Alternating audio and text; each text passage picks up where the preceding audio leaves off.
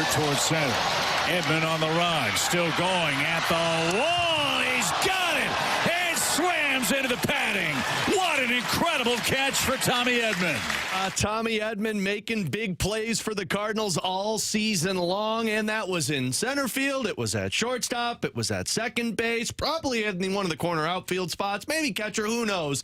Why the reason he was picked as a nominee for the utility Gold Glove winner. Welcome, everyone, into a Thursday edition of BK and Ferrario. Alongside Tanner Hendrickson, I'm Alex Ferrario. BK with us as well. T-Bone, did you have a good day yesterday? I did have a great day yesterday. Got some good sleep? I did. Yeah? Yes. Woke up feeling fresh? I did. You know, I feel like I could run a marathon today. Could you? Maybe a half marathon? Probably. 5K? Yeah. Maybe 10K? And by run, I mean like Walk. Run when the gunshot goes off and then start walking the rest Walk of the next way. to that cart with the balloon that says if you're behind this cart, you get kicked out. Yeah.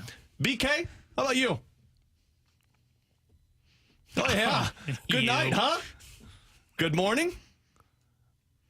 Good to hear, my man.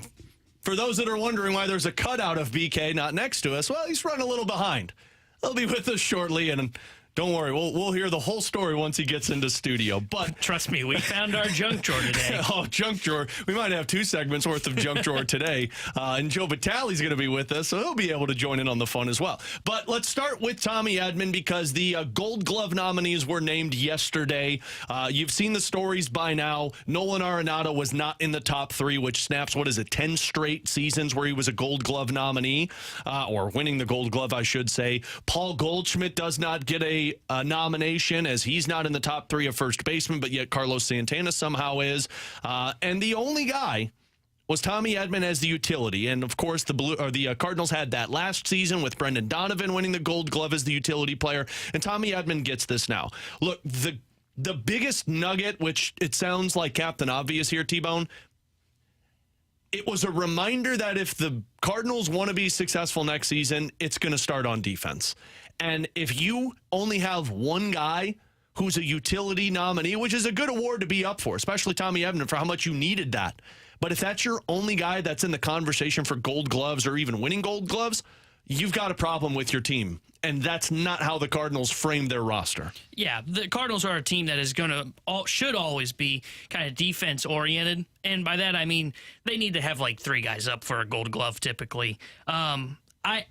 Looking at this team, they need to, the defense is the one thing, like, of everything that they're going to be able to do on the outside, adding starting pitching, adding the bullpen, the one thing that has to improve internally 100% is defense. Yeah. And I think you're going to see that next year. I think all the stuff that went haywire early on in the year, like Arenado's defensive run saves being terrible at the very beginning of the year, I think he was hurt. Because I think when you saw he was healthy this year at times, you saw his defense was at the level you expect.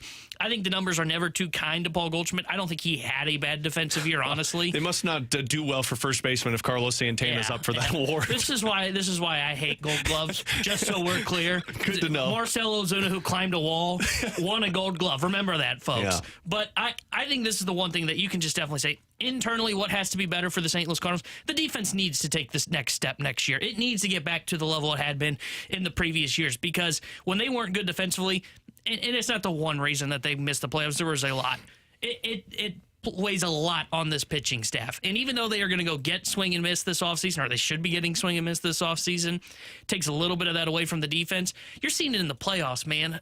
Look at the Philadelphia Phillies. They're playing great defensively. Look at Houston and look at Texas. They've been great defensively. You've got to be a good defensive team if you're going to go on a deep playoff run. And that is the one thing they can control internally is they just got to get the defense back on par next year. Look, we start, and all of the conversations start with pitching when you talk about the Cardinals getting back into the postseason, but the other piece on this is the defense.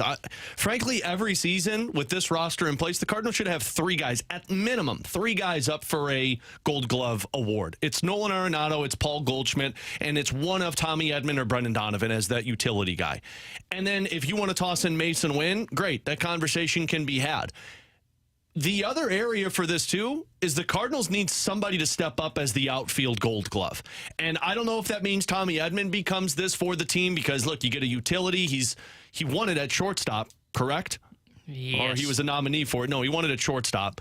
So you win it at shortstop, you got a utility award. And look, it does seem like the Cardinals are leaning towards him being a center fielder. So maybe he gets that Gold Glove conversation or a nominee for it. But if one of him, if he's out there, Lars Nootbaar or Jordan Walker doesn't step up to get that Gold Glove, I still think you're in a bad spot. Because as much as we can talk about defense up the middle, and you look great with Mason Wynn, and if it's Nolan Gorman or Brendan Donovan at second base, and you've got the corners locked down, you got to have somebody in the outfield who can make big plays for you. And as we saw last season, there wasn't one of them other than Tommy Edman occasionally. Yeah, you need someone that can make those big plays. And we talked about it, like when Michael Harris made that play in the outfield for the Braves. Who's the guy that makes that play in the outfield for the Cardinals? We texted immediately with each other. Yeah, they and it's not so much Gold Gloves for me as how I'm going to be judging the standard. I know that's like the thing that everybody points to. Oh, they had 5 Gold Glovers a couple years ago. They won the team Gold Glove. Again, Marcell Ozuna won a Gold Glove. The Gold Glove means nothing. Even the defensive metrics, as much as I like the numbers, the defensive numbers don't always tell a great story. It's just, does the eye test look better? Right. I mean, this year you could tell they didn't look good defensively. When Arenado wasn't healthy, you could tell it just looked off. You could tell outfield defensive-wise, Walker was bad out there in right field. And you understand that because he's learning on the fly at the big league level. To me, it is not so much about, do they get 3 guys that are going to win awards? Do they have this amount of guys that end up winning Gold Gloves? It is more about guys of, hey, does the eye test fit the test that this St. Louis Cardinals team has improved defensively? Well, and that eye test is really going to make somewhat of a difference, I would imagine, when you're looking at the roster when they take the field that first season, when the defense actually looks like it's taken that step forward. Hey! What's going on? BK, ladies and gentlemen. He is back. Kinda. As they say, better than ever. I wouldn't go that far. Why not, man? Yeah. My contact broke as I was in the car. You know, My alarm was set for 9 a.m. What? And it was actually set for 9 p.m. Oh, you hate to see that. Oh, man. Been there, done that one before. What a day. It has been I was up at 7 a.m. I got all my stuff done. I was ready to go. I got baby boy ready. I made myself breakfast. We were ready. We had coffee going. Everything was ready to go for the day. And I was like, you know what? I got like 30 minutes. I can go ahead and lay back down. I'll get in 9:45-ish. I've got everything already done, so I don't need to do a whole lot whenever I get in this morning. I'll be fine. No problem. No harm, no foul, right? Yeah. Yeah, that's how So I it lay goes. down. That's how it goes. Like, all right, this is going to be great. Get a 30-minute nap. Me and my wife, long night last night. Luke is going through a little bit of sleep regression right now. It's like, let's get a little bit of sleep before we head into work for the day. Love it. Well, one thing leads to another. Kara turns over at 10:40, says, Brandon, it's 10:40. I said, no, it's not. That's not possible. I set the alarm. We're good to go. Look over. I'll be damned. It was 10:40. You guys called me at 10:30, I believe it was. That was about the time we panicked. Yeah, that was the time that I probably should have as well. We asked the question, what time do we panic? And I said, 10:30 is probably Yeah, good. if I'm not here by 10:15, it's time to panic. Yeah. All right, well, now he's that's scolding panic us. time. We'll No, lower our this is not on you guys. expectations. This is on me. I have my phone on vibrate, as you guys know, at all times. I never turn it on that's ringer. a mistake. Yeah, it was. We gotta improve. Come Come on, on, man. mistake earlier today. Come on, man. So yeah, I'm incredibly sorry. I could barely see right now. Nice. Because I don't have contacts in. It is incredibly embarrassing. It is humbling, and it sucks. Well, we're just the glad Cardinals' that- defense was pretty similar this year to how I feel right nice. about now. Nice transition. We're just glad that yoga didn't kick your ass. Nope. That's what we were worried about. No, there's no fun That was story what on my this. money was on. There's no fun story. It's just me being an idiot. You told us you weren't going to be doing your physical therapy yesterday. I thought maybe because you didn't do it, you couldn't get out of bed today. No, Or they no. came and broke your kneecaps. No, Yeah. I mean, that would have been totally reasonable. It would have been reasonable for you guys to come break my kneecaps as well. Yeah. Whatever the case, it would have been fair. No, man. We're not going to do that to you. You guys watching these playoffs right now? You guys watching the defense that's taking place? Yeah. Yeah, we just said Cardinals need to have at minimum 3 Gold Glove nominees next season. I think it's pretty simple. You got to get Arenado back on track. Like, that's it. If you could have one thing defensively that ends up changing next year, it's Nolan Arenado getting back on track. And if you could add a second, if we're being greedy, figure out center field, man. If you can get those two things, I think this team's going to be fine defensively. They just got to make sure that they have those two things in place, especially with Mason Wynn now as your shortstop. Yeah, well, somebody asked, too, on the Air Comfort Service text line, 314-399-9646. BK can't see it because he doesn't have an eye right now. But they asked, I have one contact in. I don't understand how the defense fell off so significantly. I think T-Bone told you how. the injuries. I mean, Nolan Arenado wasn't right at the beginning of the season. O'Neill wasn't there and O'Neill left. was not playing and left. Dylan Carlson was in and out, who could have been a defensive upgrade for you. Lars Nootbaar was injured in the first portion of the season, and Jordan Walker wasn't great. Your shortstop was back and forth. You had Paul DeYoung some days and Tommy Edman some days, and your catcher wasn't great. The positions you expected to be Gold Gloves, they were either injured or not playing. And then the guys that you were hoping could be Gold Glove nominees stunk. That's where I'm at. That's where it is. I don't understand why people make this into a coaching issue sometimes. Now, there are issues with coaching. I think in Philly last year, there were issues with coaching in terms of where they were utilizing their personnel. I don't think that was the case this year for the Cardinals. Like, if you guys want to take it up with Willie McGee that he's not coaching well enough in the outfield, by all means, go ahead. I'm not going to be the one that does that. I think Willie McGee's pretty good at his job, personally. I'm not going to bring it up to a Checks Notes Hall of Fame outfielder. I think he's doing all right. Like, I view Willie with outfielders kind of the way that I would view Yachty with catchers next year. Oh my! If are we gonna he's do that coaching next the year? catchers and it goes poorly for Wilson Contreras, I'm just going to say it's probably not going to work out for Wilson Contreras as a defensive-minded catcher. Now, we can decide what that means in terms of his role, but that's kind of how I feel about it. Jordan Walker was completely unprepared to play the outfield this year. Now, I think you can blame the organization for waiting as long as they did to move him to the outfield if you want to, and you want to criticize them for that. That's totally fair. I don't think they ever had a center fielder, like a legit center fielder, until Tommy Edman was playing out there later on in the season. I think the infield defense, most of those issues were related to Nolan Arenado not being as good as he has been in previous seasons. We talked about it on the show. First half of the year, he was just flat out bad defensively. Like, not relative to his own expectations, relative to the average third baseman. He was still trying to be the player that he was defensively previously, but he didn't have the arm because he has dead arm, and he didn't have the range because his back was locking up on him. So those things, I think, all accumulated to them being a really bad defense, and really most of this came from the outfield. They gave up so many extra base hits in the outfield this year because their defenders weren't in the correct place or weren't capable of getting to the correct places. Yeah, I think when you look at this team next year, assuming health for Arenado, you got a Gold Glove caliber third baseman. I still think you had a Gold Glove caliber first baseman this year in Paul Goldschmidt. I didn't think the eye test showed that he had a bad year. Anybody can be a Gold Glover if Carlos Santana is getting that award. That's why this award sucks. Mason Wynn is a Gold Glove caliber shortstop.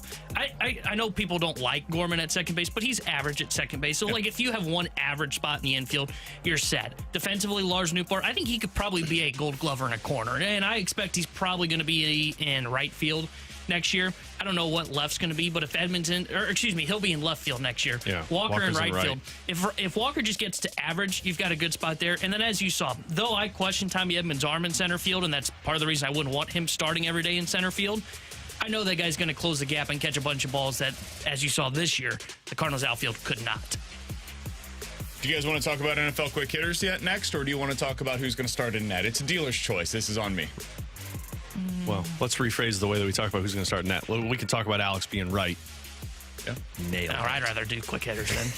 Let's talk about who's going to start in net for the Blues tonight. Alongside He's Alex gone and he Ferrario, shows up Tanner and tells you Hendrickson, what I'm we're Brandon doing. I like your Kiley. I'm cardboard sorry version for being better. a little bit late today. That is on me. Nobody Greater else. mustache. I'm incredibly embarrassed. It is not a good way to start the day, to say the least. Coming up next, looks like Joel Hofer is going to start in net for the Blues tonight. How come? We'll talk about it next here on 101 ESPN.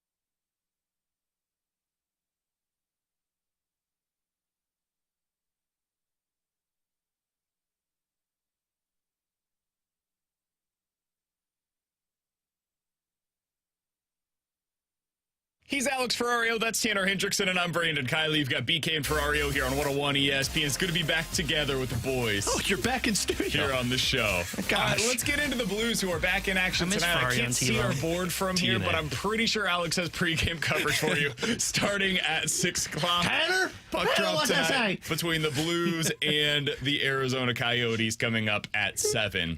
Alex, it looks like it's going to be Joel Hofer getting the start in net tonight. Now, I will take a knee at the altar of Alex Ferrario. No, man, I don't want to say I do. No, that's fair. You're by yourself, man. You said you thought this could happen, and I said that's ridiculous. Don't be silly. I believe you said that you don't know hockey. That was the statement. You don't know puck. And when you look at the way that Jordan Binnington has been performing so far this year, I thought they'd just stick with him. It's been 5 days since his last start. I mean, it's not like he's been overworked early on in the year. You're 2 games into this thing, despite playing for a week already. That's a lot of games. I would have stuck with Binner. That's my guy. He's looked great. I want to see him out there once again. Whoa. I obviously don't know puck, though. You clearly do. Why are they going with Hofer tonight in your mind? It's because you want some reps for the backup. Like, look, I think right now, if Hofer's starting tonight, you're going to get Binnington on Saturday against Pittsburgh. You'll get Binnington against Winnipeg on Tuesday next week, and Binner will probably go against Calgary with Hofer getting Vancouver. The reason that you're playing Hofer tonight and not Binnington is because if Binnington plays this one, and let's say he plays well, you're going to play him against Pittsburgh again. And then you're probably waiting until the Winnipeg Jets game to get a game for Hofer. And I don't know if they want him sitting that long. This is more about, look, we've played 2 games in a matter of, 13 days? We got to get some reps for our backup goaltender so that at least he feels fresh. And this is an ideal matchup, I would imagine, for Joel Hofer, taking on an Arizona Coyotes team that's fast. He moves the puck well.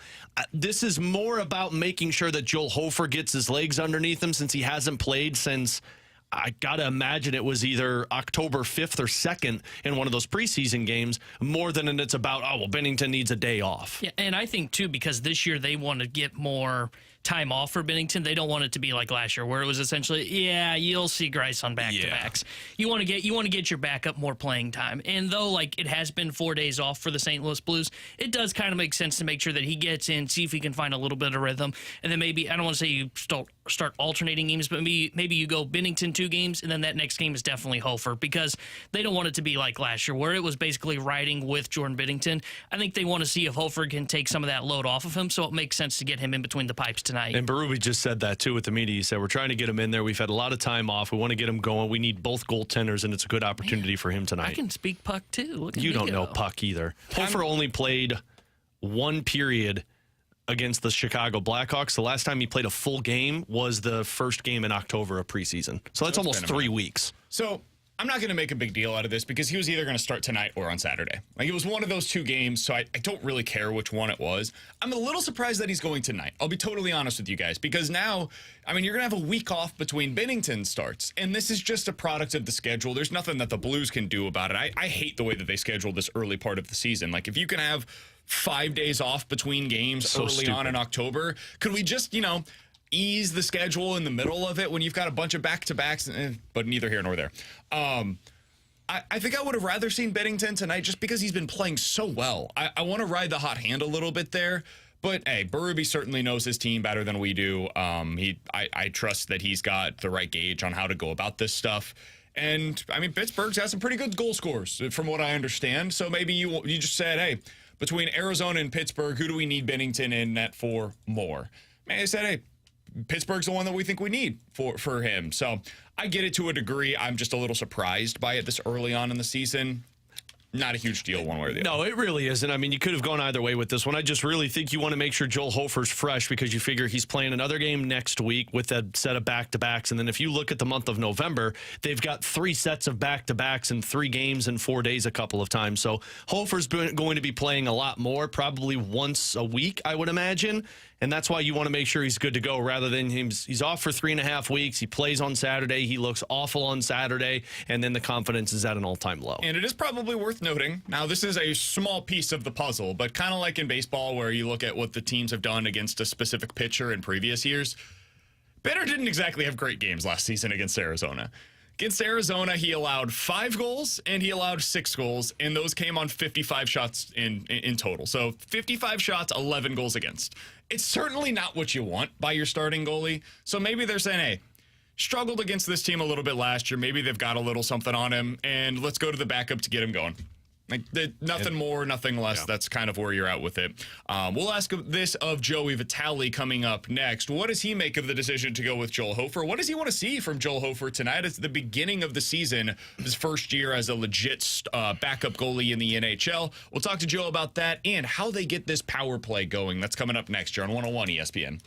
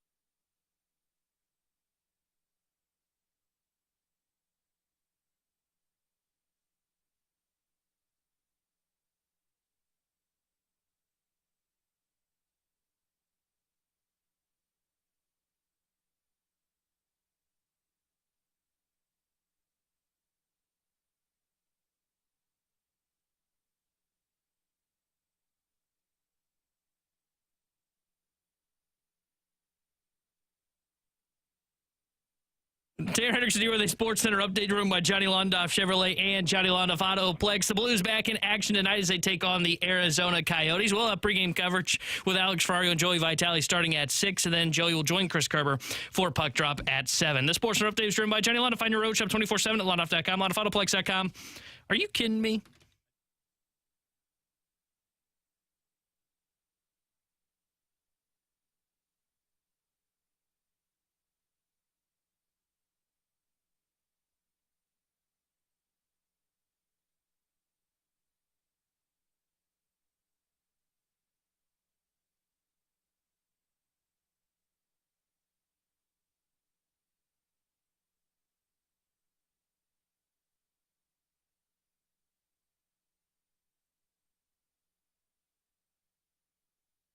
Alongside Alex and T-Bone, I'm BK. Let's go out to the 101 ESPN hotline to be joined by our friend, the Blues analyst for 101 ESPN and Bally Sports Midwest this year. He's Joey Vitale joining us here ahead of Blues versus Coyotes. Joe, how you doing, my man? Joey! Doing great, fellas. Doing great this morning. How are you? Doing really well. So, Joe, let's start with the big decision that the Blues made earlier today. Joel Hofer going to be in net tonight against the Coyotes. What'd you make of that? I think it's a great decision, for many reasons. I mean, listen, Craig Brewery talked about we got to get him in there. What does he mean by that? Well, he means that I think the last time he saw game action was October 7th, if I'm not mistaken, against the Chicago Blackhawks, and he only came in for, I believe, one period.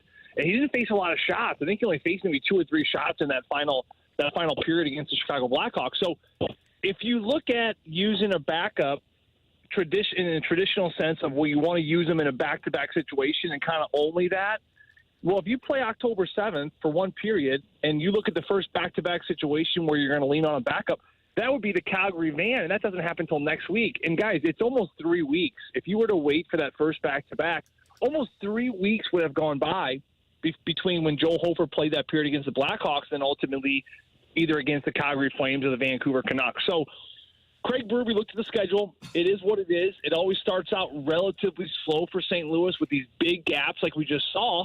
So you got to figure out a way to get your goaltender in there who you're going to lean on a lot this year. So I think it's a great decision to get him in there. I think to get him in there against a team that Jordan Binnington has actually had struggling numbers against in the Arizona Coyotes. I was talking to Bill Armstrong this morning, of course, the GM for Arizona. We were actually laughing about that 7-game series a couple of years ago where the Coyotes couldn't really leave town because of the COVID kind of mess. But listen, the Coyotes saw a lot of Jordan Binnington, and Jordan Binnington saw a lot of the Coyotes. So what a cool opportunity for Joel Hofer to come in against a team he's not familiar with. But more importantly, guys, a team that is not familiar with him. A bigger goalie, moves very well. So against a struggling Coyotes team that's trying to get above 500 early in their season, but go up against a big goalie they haven't seen very much. So I think it's a great decision all around. Joe, does this tell you that this season is going to be more of like a 55-45 split with these goaltenders? Because last season, Thomas Greiss wouldn't be playing in this game. It probably would have been Jordan Binnington once again. Well, yeah, I mean, this is where the luxury of having a Joel Hofer compared to maybe an older goaltender like a Thomas Greiss. I had Thomas Vokoun in Pittsburgh. These older goalies that, there's two different mindsets when you talk about goaltender situations in the league. You have this kind of bona fide number one, and then you have this old kind of wiser number two. And that's where the Blues went last year, having an older Thomas Greiss. But Jordan Binnington was the guy. Everyone knew that. This year is very similar to what they had a few years ago with Billy Husso, where you have a 1A and a 1B, let's call it. And I think that certainly is when you have a Joel Hofer type, you want to use that. How do we lean on that? You have to get him more games. The reality is this. One of the biggest things the Blues did poorly of last year, and not their own fault, just the way it panned out because of Thomas Greiss's play, they had to overuse Jordan Binnington. They had big stretches in January and February where they were nipping and clawing and trying to get themselves in a better spot. And games like tonight where, like you say, Alex, instead of going with the backup, you had to go with your starter because you really need these points. And you had more confidence in your starter than, let's call it, your B goalie. But this year is going to be a little differently. I think with the caliber of a goaltender that Joel Hofer is, absolutely, maybe a 60-40 split. Do you get him 30 games and maybe Binnington goes, 51-52? Last year, Binnington was the had third most games of any goaltender, right behind Ottinger and Connor Hellebuck. I think he pushed mid-50s. That's too much for him. Some goalies maybe can take it. I think they realized last year that Binnington, his sweet spot's going to be around 50. Get him 50 games, maybe get a good backup 30 plus. And that's certainly going to be the case this year because when Binnington was overused, he got overly tired. He's not an overly big, strong goaltender. He's more of a slender build. I think his legs, they're worried about his legs getting too exhausted like they did last year. So you bring in Hofer, and you bring in a good goaltender like Hofer, get him games and start early and start often. Like I said, getting back to the amount of time gone by, if you don't get him in one of these next couple games, it'd be 3 weeks before that first back-to-back. So wonderful opportunity for them to set the tone early in the season, saying we're not only going to use our backup to give Jordan Binnington rest, but we're going to use our backup because he's just that good. He's going to win us some hockey games. Joey Vitale is our guest here on 101 ESPN. You can hear him on the call tonight with Chris Kerber. That starts at 7 o'clock. You can also hear him on pregame coverage with Alex beginning at 6. Your home of the Blues is 101 ESPN. Joe, normally if I was asking you about Torrey Krug on a special teams unit, I'd be talking about the power play. But so far this year, in the first 2 games, he spent 3.5 minutes on the penalty kill. That's just 30 seconds less than what he spent on the PK the entirety of last season. What have you seen from him so far on that unit? And what do you make of the Blues going with him on the PK over guys like Marco Scandella and Tyler Tucker? Well, listen, I think that you look at a Torrey Krug under Mike Weber, and Torrey Krug is a player to me that has had a complete 180 as far as his disposition, his attitude, his approach to his preparation of games now. Not to say he was unprepared last year. I think he was as prepared, and he's always had that competitive nature. But there's just another level to him right now. And I've noticed it in preseason, going back about a month ago, running into him at the rink.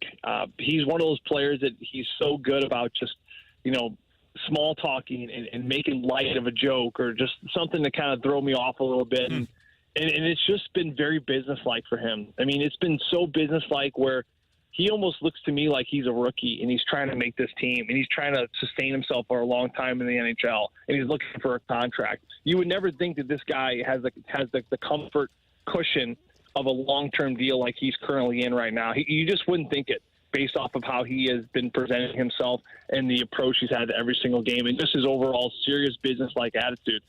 So I say that because, BK, I think that Mike Weber and Craig Berube have seen that in camp. I think they've seen it in practice. And they're like, you know what? This kid's coming in determined. This kid's got a chip on his shoulder, rightfully so. He's got a lot to prove, which is a good place to be if you're a hockey player. I know what happened to him this summer. It's not ideal. No one wants to go through that. But I think down the road, he's going to look back on this summer, and Torrey Krug's going to say, probably that's the best thing that happened to me.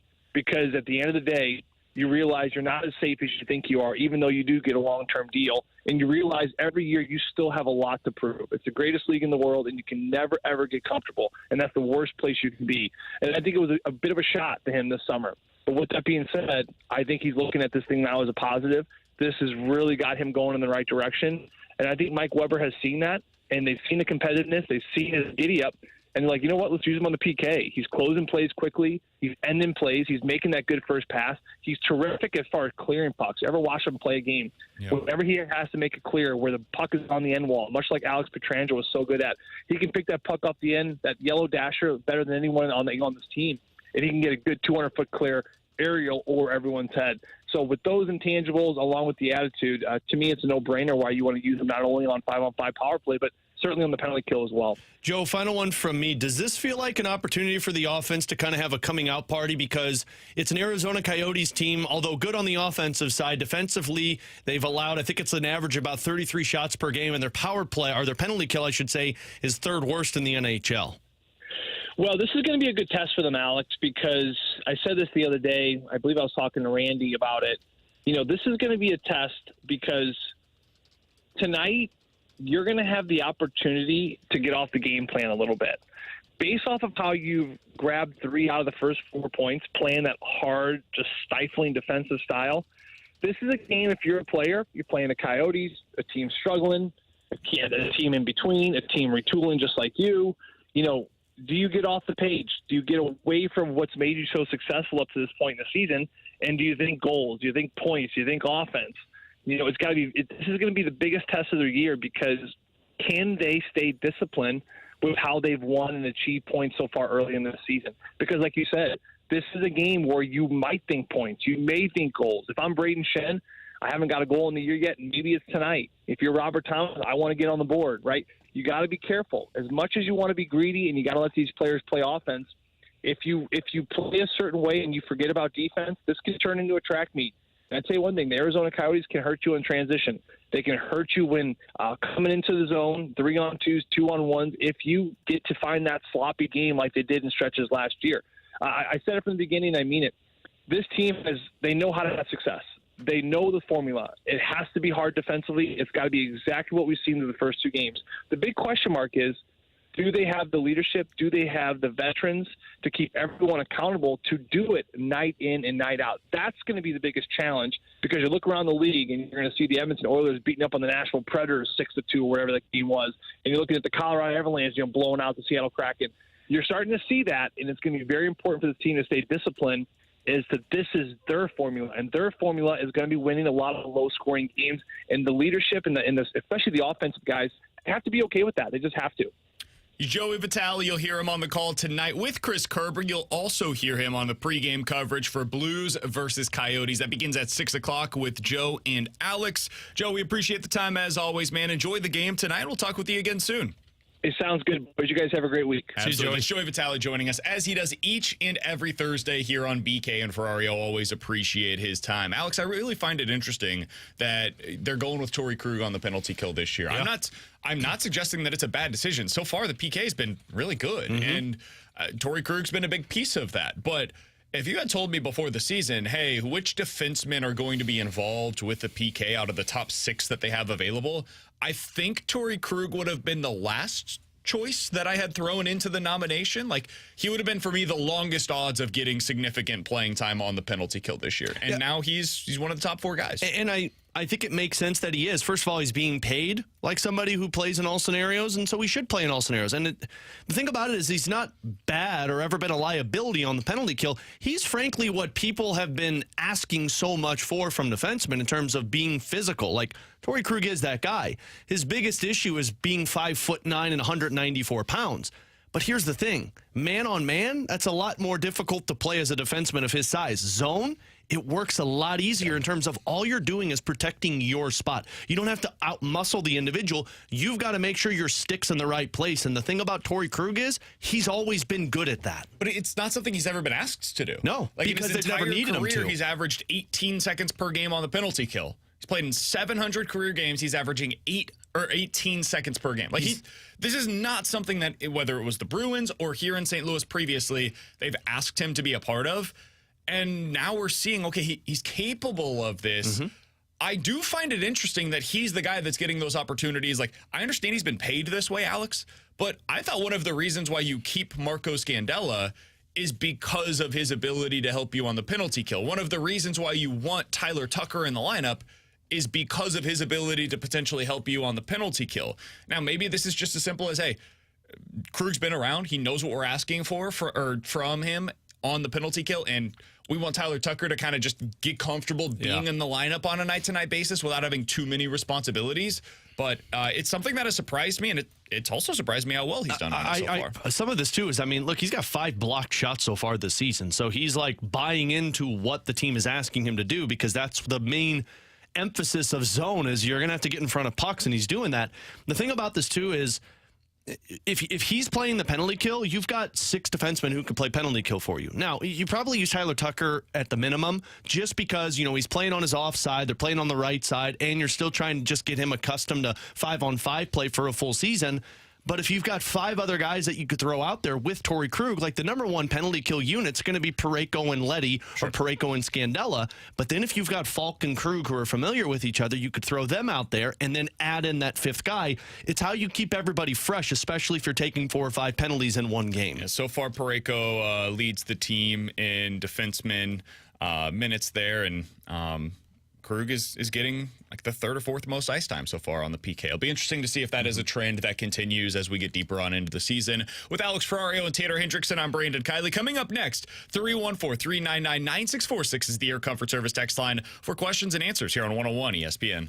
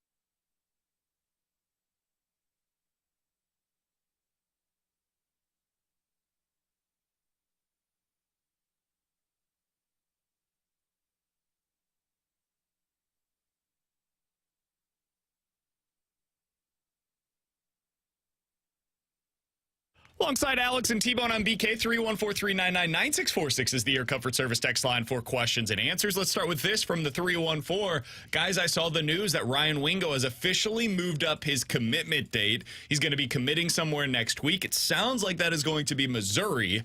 What do you think about the Tigers getting Ryan Wingo? Alex, did you see this? I saw it. 5-star wide receiver from SLU, one of the best players in the country, certainly one of the best players in the area. All indications are the young man will be selecting the University of Missouri to continue his career in Columbia. He will be joining Luther Burden and Brady Cook next year on campus. Theo Weiss has another year of eligibility. I believe Mookie Cooper has another year of eligibility. Whoo, buddy. Sounds like with gas now. Sounds like an SEC championship in my future. That's what that sounds like. It's huge. It's the first time Mizzou's ever had 2 5-star commits in the same recruiting class. It's huge. The only other teams in the SEC, Alex, with 2 5-star commits for next year are Alabama and Georgia. Playing with the big boys. That's what this signifies. It's huge also with the playmakers that you have. Like if you've got Wingo and Burden on top of having Brady Cook, like we're already seeing the fruits of the labor that is what Luther Burden has gone through, and now with Brady Cook, and now you're going to throw in Ryan Wingo into all of this, and potentially more on the offensive side. I mean, they're just leaning harder into what's making them a top 25 ranked football team this season, and that's offense. And now you're just going to get better with it. Yeah, and Wingo's a hell of a player. I've seen him in person once. That guy can fly, and he is a great playmaker once he gets in space, too. Like he's a big boy. I mean, good from the University of Missouri. I mean, like, where's the defense recruiting, though, Drink? Like, that's our one fair question. Sounds like we're a 5-star defensive end committed, so I'd say that's pretty good. Okay. Swing! Like a top 5 player in the country. What right do you now. got to say, Mr. 4-star punter? We got a 4-star defensive edge on campus. It's either this weekend or next weekend. Yeah, don't worry. He'll come to Mizzou next. Drink's got him. Why would he ever want to lured. go there? That's...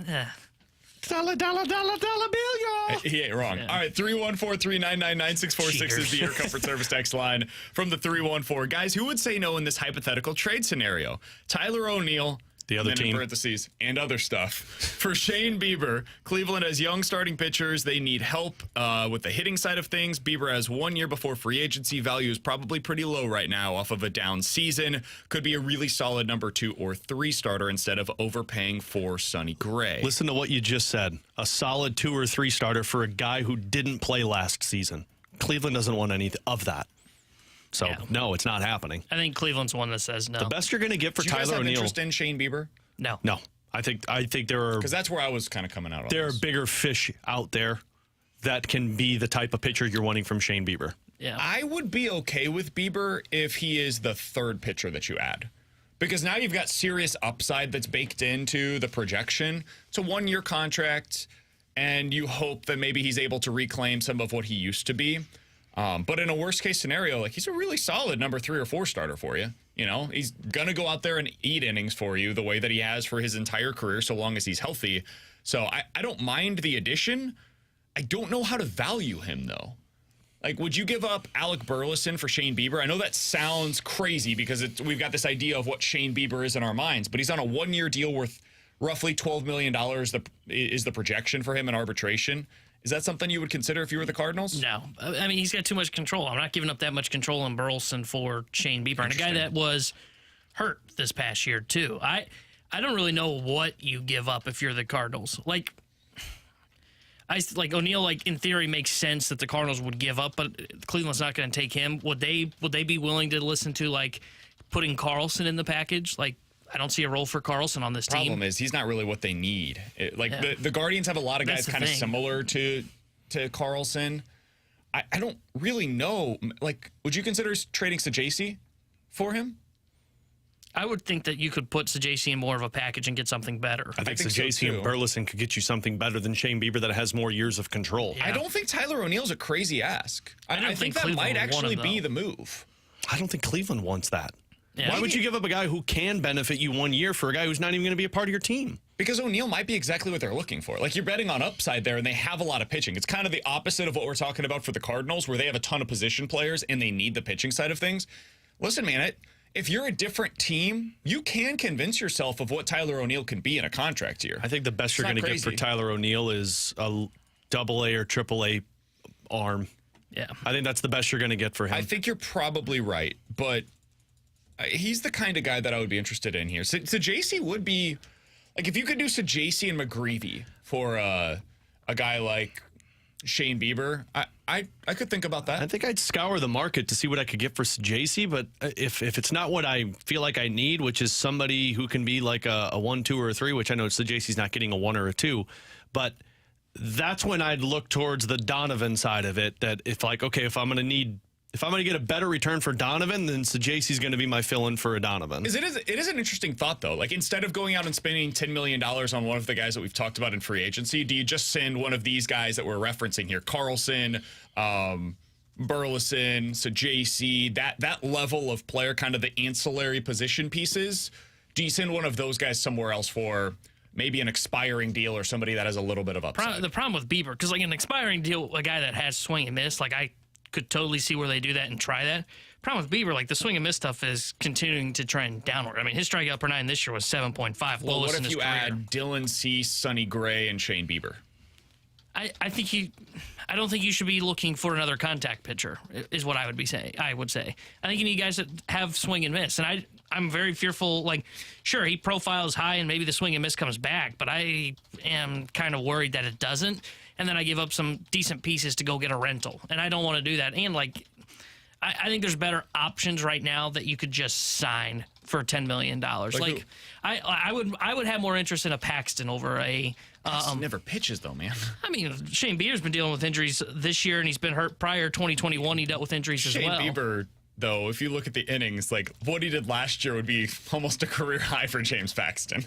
But Paxton's got swing and miss, and like Paxton was in a Cy Young conversation when he was healthy. Yeah, when a couple of years ago. Years But the ago. same said about Bieber, though. Like I understand that there's been more innings in recent years from Shane Bieber. But he's also dealt with injuries, too. Let's not overlook the last injuries. time James Paxton pitched more than 100 innings in a season was 2019. It's been a while. I'm out on man. Paxton.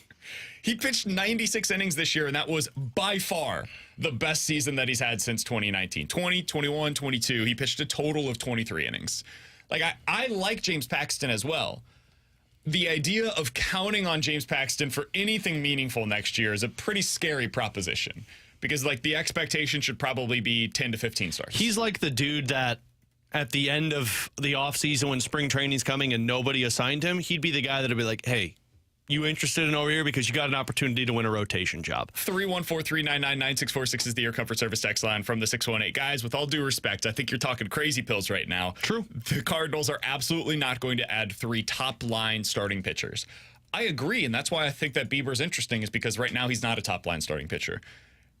I actually think there's a little more upside baked into Bieber than what T-Bone does. I think that's where our disagreement is a little bit. T-Bone is, he is a pitch to contact guy to a degree, less so than what Miles Michaelis is even this past season. But I think there's still the potential, if you can figure it out health-wise, for him to have more upside than what we are currently suggesting. I think that third arm, and it's not crazy to think this, that third arm that they add will have the potential to be a top line pitcher. But it's all going to reside on, can he stay healthy? And I'm thinking the Tyler Glasnow. I'm thinking who we're just talking about, Shane Bieber. I'm thinking somebody who has that potential or has shown it in the past, and you're trying to get it back. That's that risk versus reward move that they'll make. They're going to get the top 2. And then that third one's going to be hopefully we can get the best. See, I don't disagree with that, but I think if they're going to do that, they're going to look for a cost control arm that has the upside doing that. Brian Wu, who we talk about. Or it's going to be somebody who's been injured, Garrett. and you're hoping that you could get him back to I health. agree theoretically speaking, but it's also going to cost a lot more to get that guy. So, if you were to trade for Dylan Cease, for example, you're giving up the assets that we're talking about for Dylan Cease. They're significant. I don't think you can do a Dylan Cease deal and a Brian Wu or Edward Cabrera type of deal. Yeah, I agree. I was operating under the assumption it is let's spend money on the top 2, trade for the number 5. I gotcha. That was my assumption in this conversation. There's a lot of different paths, man. As we talked about yesterday, there's multiple buckets that they've got to find a way to fill. And if you fill the first one with a trade, that top-end starter, Dylan Cease, Logan Gilbert, whoever you deem to be the best option for that, if you fill that with a trade, I think it means you're probably signing your 2 and 3. If you end up going money for your top-end guy, it opens up the trade for your 2 or 3. It just whatever the top-end move is, it has a trickle-down effect of what the second and the third moves are for your rotation, most likely this offseason. Shane Bieber's an interesting name that we haven't really thought about him a whole lot since July. as a trade option for the Cardinals, but offhand, I kind of dismissed the idea of Tyler O'Neill for him. I know it sounds crazy from our perspective because we've seen the Tyler O'Neill experience. I don't think it's totally crazy to believe that that could be something that the Guardians would be interested in. Coming up next, speaking of baseball, the Rangers are showing us the importance of pitching depth in a 5-game series versus a 7-game series. Did they get a little too cute last night? We'll talk about it next here on 101 ESPN.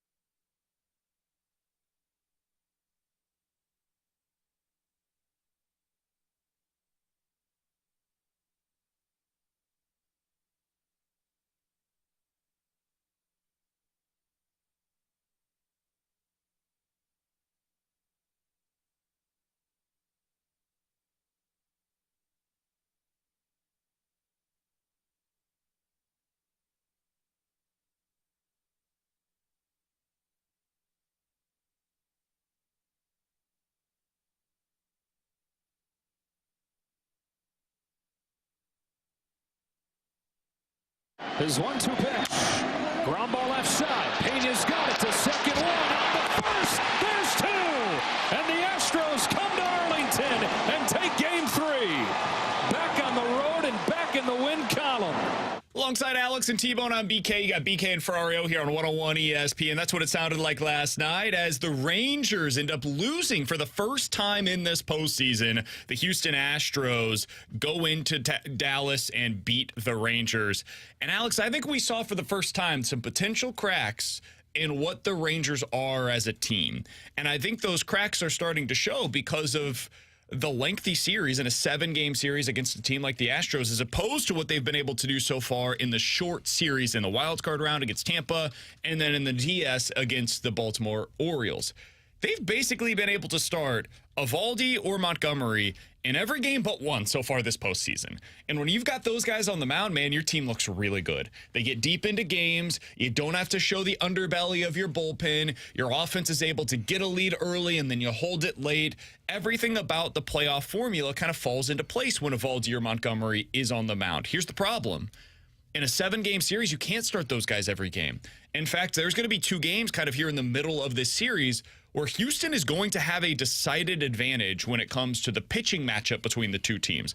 Houston already has a better bullpen than what Texas has available to them.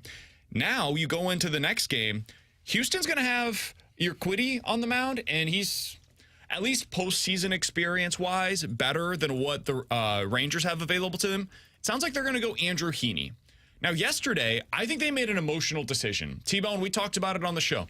I don't think they should have started Max Scherzer in that game because there's no way for you to possibly know what he's going to be able to have. And early on, you could see it quickly. He did not have his stuff. He had zero command. He ended up hitting Alvarez. Was that in the first or the second inning? Second inning, yeah. I mean, it was very clear very early on this is not going well for Max Scherzer. He also was getting hit hard.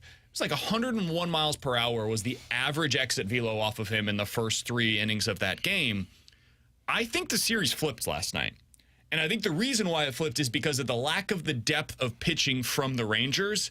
If there's anything that we can learn here in St. Louis from that series, it is the importance of that depth, both in terms of your rotation and the bullpen. Yeah, and I really felt like what we saw last night was the exhibit A, B, and C of why you need to go after multiple guys that you feel comfortable with in the postseason, because the problem, and you just mentioned it, that Texas has is they've got 2 guys that they feel comfortable with, and then beyond that, it's like, oh, bleep, what do we do?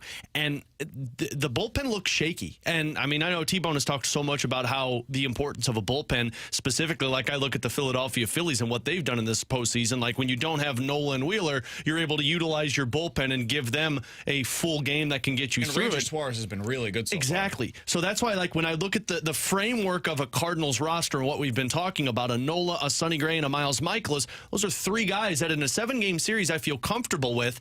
And then we're talking about a Steven Matz and that 5th guy that you've added, a Zach Thompson, all of these other pieces as those secondary guys that you trust in a postseason. Whereas last night we saw Chris Stratton fall apart for Texas. It was John Gray that gave up a run in like 1 1/3 innings for them. Once you get past those top dogs, you don't have anybody else you can trust, and that's a problem. Yeah, I think you're seeing now that we've gotten to the best of 7, you need 3 pitchers in the postseason to start for you, because it's clear Texas, I didn't like the idea of starting Scherzer. That was the classic, oh, my gut feeling, and the like, oh, trust my veteran. Okay, but he hasn't thrown since September. Like, and I will, as a counter argument to it, and I'm with you, T-Bone, I agree with you completely. They don't have great options right now as their 3rd or 4th starters in Texas. Like Cody Bradford, the guy that I said the Cardinals, maybe you try to acquire him at the deadline. He's a throw-in. He's like a depth piece for your 5th starter spot in the rotation. That guy was pitching meaningful innings for the Rangers last night in a Game 3 of a postseason series that could potentially flip the series on its head for the Houston Astros. Then they went out there and they ended up pitching in the 6th inning, I think it was. Our old friend. Like, what are you doing, Rangers? And the reality is they just don't have options. They don't have other guys that they can trust in those types of spots. So I get why they end up going with Scherzer there, but man, in that kind of a spot when he hasn't pitched a big league inning in 5 weeks, it's a tough place to be in. Yeah, and because they're in this spot, they are behind the 8 ball in terms of their bullpen the next 2 days, because tonight they're going to have to piece it together. I mean, they're going to go with Heaney, and I'm not quite sure who's going to piggyback with them. They're going to have to run 2 starters essentially out there for tonight's game, because they're not going to trust Heaney to go 5-6 innings, and they shouldn't trust Heaney to go 5 or 6 innings in tonight's game unless he's absolutely shoving, but that would be a hell of a surprise. But this is why you need 3 starters, because it just takes those. Sure, you can have a great formidable 2, as we've seen across baseball. You can have the Wheeler, the Nola. You can have the Kelly and the Gallen. You don't have that third guy, though. All of a sudden, it becomes that trickle-down effect of, okay, now we've really got to piece Game 3 together with our bullpen. On top of Game 4's got to piece together. And then we've really got to hope that in that Game 5, when the rotation does turn back to our 1, he's got it right. Because otherwise, this is 3 straight days of baseball. There is no 2 games and then an off day, and then they play Game 5. It is 3 straight, and it is too much to ask of your high-leverage relievers, really a lot of your relievers, to pitch in 3 straight games. It's just too much. So you need someone that can go out there, give you comfortable 5 innings, I would say. And that's what the Astros got last night, 5 2/3 from Christian Javier. You're seeing it with the Phillies. Suarez is giving them a comfortable 4 to 5 innings to where they can then turn things over to their bullpen. You got to have that third guy, and that's why the Cardinals, they need to get the top 2, and then I think you feel pretty comfortable having Michaelis as that 3. So I think they're going to go Dane Dunning as the piggyback probably tonight with Andrew Heaney. And you're hoping that between the two of them, you get through 5. The problem is, okay, so you got through 5. Now what? Now you got to go to the bullpen. And on the underbelly of that bullpen, 6-7 innings, you don't feel great about it. So they're in an interesting spot right now. Somebody on the text line said, guys, you need 4 wins to advance. They've got Monty and Evaldi going to pitch again as well. They're in a really good spot. Maybe. The problem is those guys are going to be going up against Justin Verlander and Framber Valdez. And I understand that Texas has already had some success against those 2 guys. That does not guarantee future success against them. I think that Houston might end up coming back in this series. Like, if I had to predict, obviously the team that's up 2-1 is more likely to win the series. No doubt about it. All the Vegas odds will tell you that. But I think Houston's in a pretty good spot, all things considered, because they were able to get that win last night. I think it flips the series on its head. Now, on the other side of things, on the NLCS, I mean, this series is over. You can go ahead and project forward. What are the Phillies going to do in the World Series? Because that's the team that we're going to be seeing in the World Series from the National League. Thought this was interesting. Yesterday on MLB Network, Hannah Kaiser was on with Brian Kinney. And they were talking about Bryce Harper and how he's become a superstar. He's always been a star, but a superstar to an even greater degree over the last 2 postseasons. Here's what she had to say about him. Do you think that Bryce Harper's performance in the postseason in particular, and also the regular season of late, should make us maybe reconsider who the biggest star in baseball is? I think Bryce Harper is just a perfect baseball superstar. Mike Trout is incredible. This is not to denigrate Mike Trout's production or anything like that, but it is an entertainment product. And I'm not just talking about like what he does on the field with the pantomiming and all of that, but it's a really great story. The way he rises to the moment should make him our sort of foremost baseball star. Do you guys think that he's the face of baseball right now? Yeah. Has Bryce Harper become that for Major League Baseball? Absolutely. And I would imagine a majority of baseball fans don't like it. Because really? I think he's become, I think it's gone like in the opposite direction where it used to be everybody hated him. I think most people like Bryce Harper. See, I still feel like people view it as like, I hate that guy, but if he was on my team, I'd love him. Like I view him like Brad Marchand, and Harper is a bigger name than Brad Marchand, but like he's the guy that you hate watching, but you're like, damn it, I wish he was on my team. And that's who I feel like Bryce Harper is. And frankly, that is the face of baseball right now. I think he's kind of Joe Burrow. Where like at first you're maybe a little off put by the amount of confidence that one man can exude, and then you're like, God bless it, I love this man. I feel like he's boring though, Joe Burrow. Like Bryce Harper is not boring. I think he kind of is. Like the funny thing about Bryce Harper is that I think we have all projected what we think he is as a person and as a player. I think that have you ever heard Bryce Harper in the last like 5 years say anything particularly interesting in a microphone? I really haven't for the most part. You know who Joe Burrow is? It's Nick Castellanos. I've never met an individual who's as confident as that dude. That's fair. I think Castellanos is the one that comes off as the villain on that Philly team now because of how confident he is for a guy that was really bad last year. Bryce Harper's counting the amount of home runs his team hits as he's circling the bases. He's staring down dudes. That's fair. Like he's staring down dudes as he turns the bases. That's the equivalent of licking your opponent on the ice in a playoff series. You bring hate up a him, fair point. but you're like, but I'd love this dude on my team. He's like if Pat Maroon was like the equivalent of Austin Matthews in the postseason. Like if you had Pat Maroon's attitude with Austin Matthews' skills, that is essentially what Bryce Harper has become for Major League Baseball. Dude, they should be loving this. First of all, this scene in Philly, I know it's gone a little overboard. I think everybody's kind of kissing their behinds with how great the fans have been in Philadelphia. They've been awesome. The environments there have been fantastic. And what you're seeing from Bryce Harper inside of Citizens Bank Stadium, dude, it's really cool to watch right now. So baseball should be thrilled about that.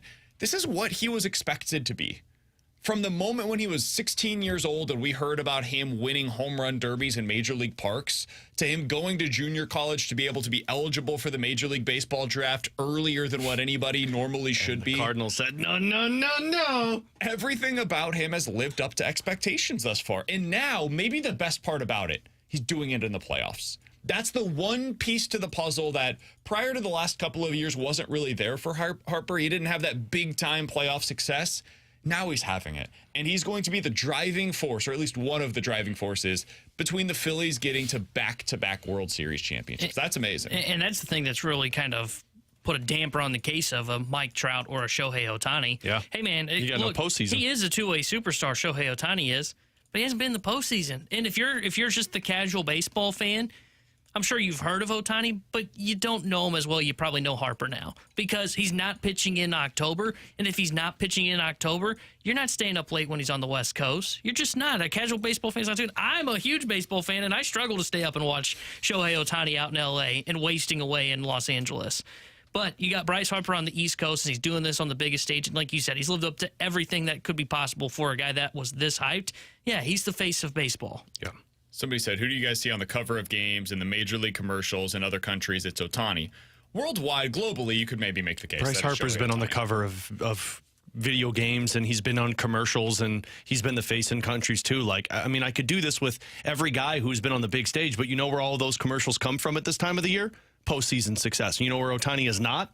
In the postseason. Yeah, I think that you could make a case that previously, like, guys that were on the Astros, like you could have made a case for Carlos Correa, Jose Altuve, one of those guys being the quote-unquote face of baseball, because you just saw them every year. We get to October, we're all watching the nationally televised games, and they were the ones that were showing out on the biggest possible stage. Look at now, over the last couple of years, it's Bryce Harper who's been in that scenario. Look at Max Scherzer and Justin Verlander. Like, they're the faces of baseball on the pitching side of things for so many years. Why? Because every single season it was postseason, postseason, postseason, postseason, World Series. Like, the faces of the games are the ones that win championships or do things historical, and that's what you're seeing right now with Bryce Harper. Look at football. The year that Joe Burrow became like the superstar in the league, it was because he made a playoff run. Why is it that Patrick Mahomes has been the face of the league? Man, we've seen other guys have spectacular regular seasons. Lamar Jackson had an unbelievable season individually, and then struggled in the postseason, and so we're like, screw that guy. Like, we've seen this with a lot of different quarterbacks. Dak Prescott is one of the stars of the league, but he gets crapped on all the time, maybe deservedly so, because his team doesn't have any success in the postseason. Last year, Jalen Hurts earned his respect from the national public viewers because the guy was successful once we got to the playoffs. And Patrick Mahomes, it's the same thing. He is at his best when the games are on the line and they mean the most. That's where Bryce Harper is right now. What was it? The fourth best OPS in postseason history is where he's at right now. Like, dude, that'll do it. That'll do it for you. All right, coming up in about 15 minutes or so. Alex thinks the Blues offense has a really good chance to be able to get back on track tonight against the Coyotes. He'll explain why coming up in about 15 minutes or so. But coming up next, it is time for our football pick'em. I'll be honest with you guys. I think I've got like 5 or 6 games that I really like going into this week. Oh, you should pick Famous 'em all. last words. We'll pick them next here on 101 ESPN.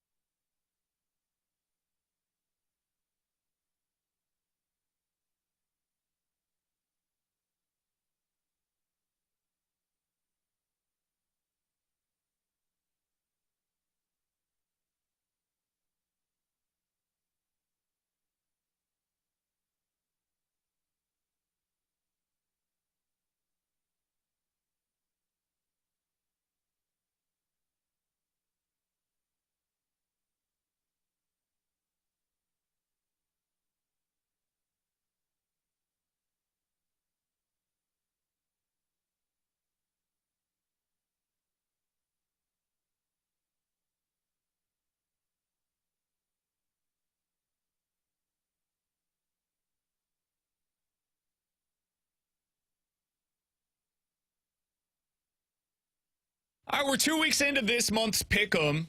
T-Bone and I are both with 6 points. We're about 50-50 in terms of our confidence pool in the first 2 weeks of this current iteration of the Pick'em Challenge. Alex has 5 points. It was a rough week for T-Bone and Alex last week. I went 2-1, got 5 of the 6 possible points, getting off the schneid. Good to see. I think this is where the tide turns. Hold on. More like the tide turns. Let's not give this guy too much credit. Yeah. He won a game that he didn't even realize was in London. It's okay. 2 weeks ago. Was it a winner? I pick winners exclusively, all right? 2 weeks ago. BK, Okay. I would never take a game in London. Alex, I'm warning you, you're going to lose that We game do in have the London audio of the that. next week. BK, I'm going to take the Ravens on the spread. BK, that's in London. In London? London? Listen, as you learned this morning, sometimes when you have a child, things go under the radar compared to what you were anticipating. You end up missing a couple setting of alarm small clocks. details. I can attest to PM that. versus AM. I burnt sweet potato London fries last night. versus, U.S. in the United States. Tomato. All right, let's get to our Pick'em Challenge for the week. T-Bone, you've been in the lead all along. You are going to be the one that gets the first selection. What's your 1 point game this week? All right, so I'm not going to lie. I don't feel good about any of my picks this week. Yeah, same. I'm not going to do the classic, I don't understand this line. No, I'm not touching that. I've got 3 of those. Good 3 losses. Man, Hofer. My 1 point play, I'm going to go to the Sunday night game. This game's going to be awesome.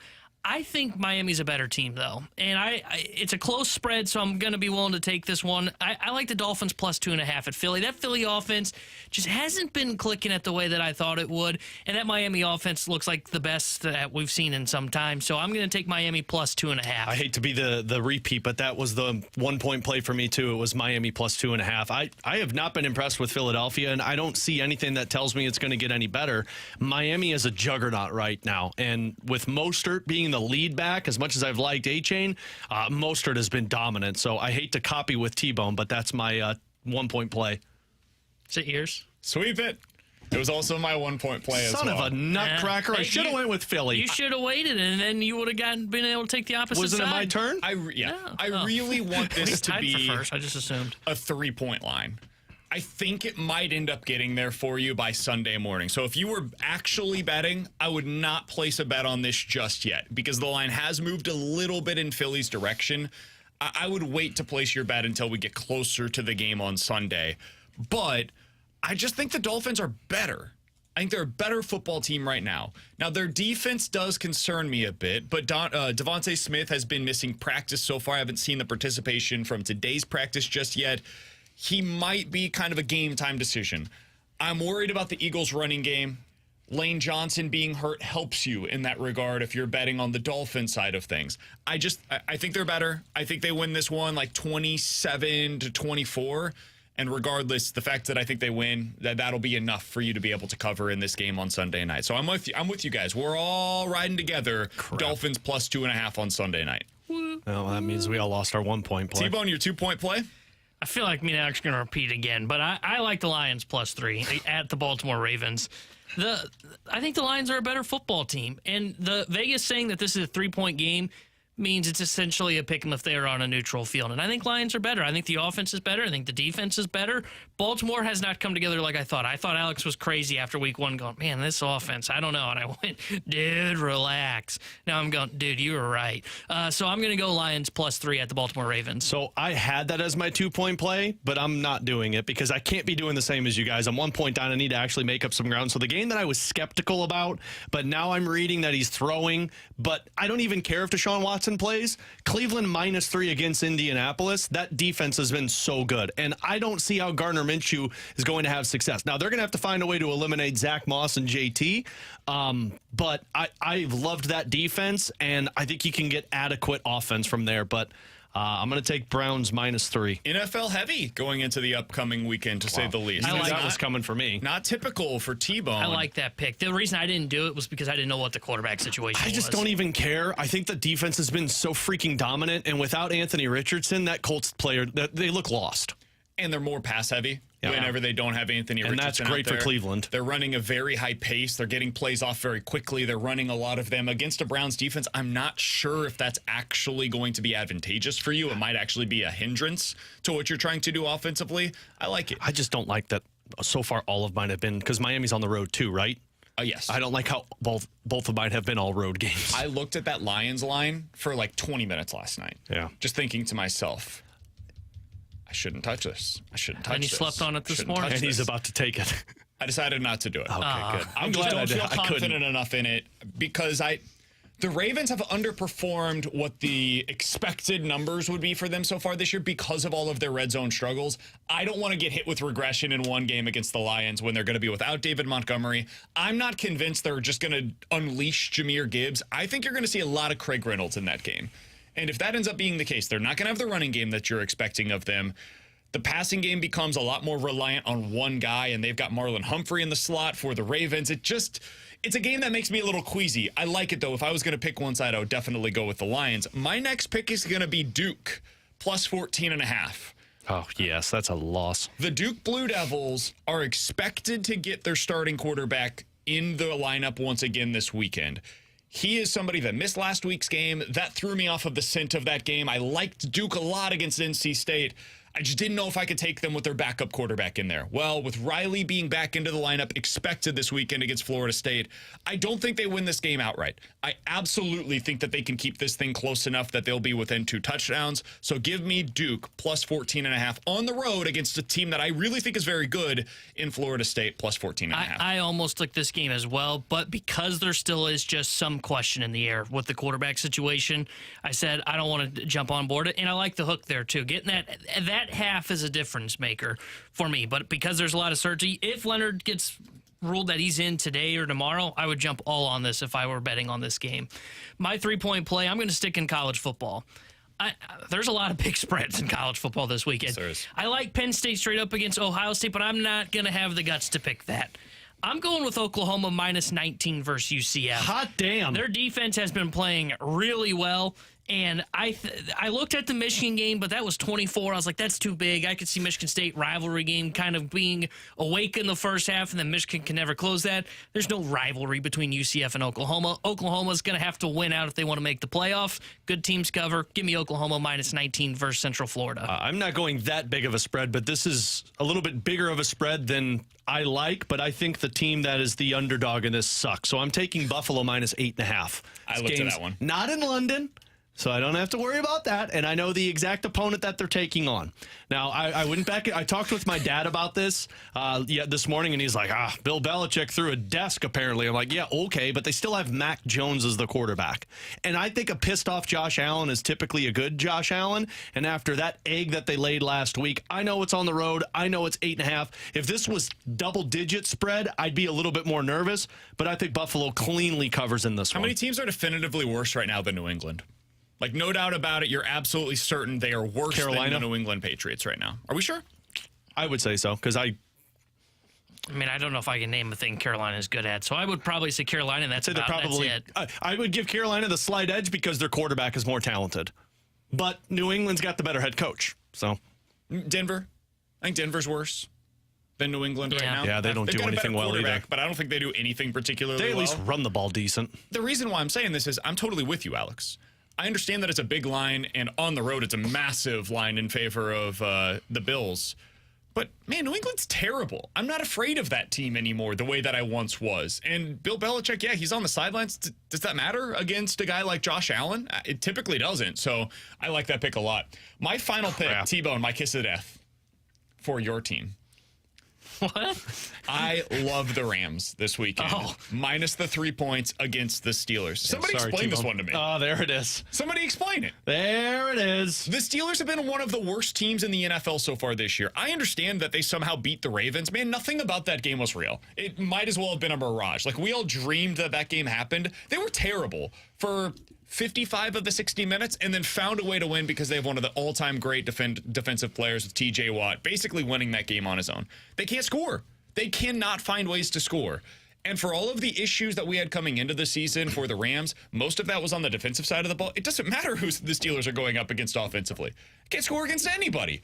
So I feel fine about the Rams defense. I think their offense is going to put up some decent points in this one. I think they win like 27-13. I don't think that this one's really in question. I love the Rams minus 3 points. I don't think there's any way this is a loser.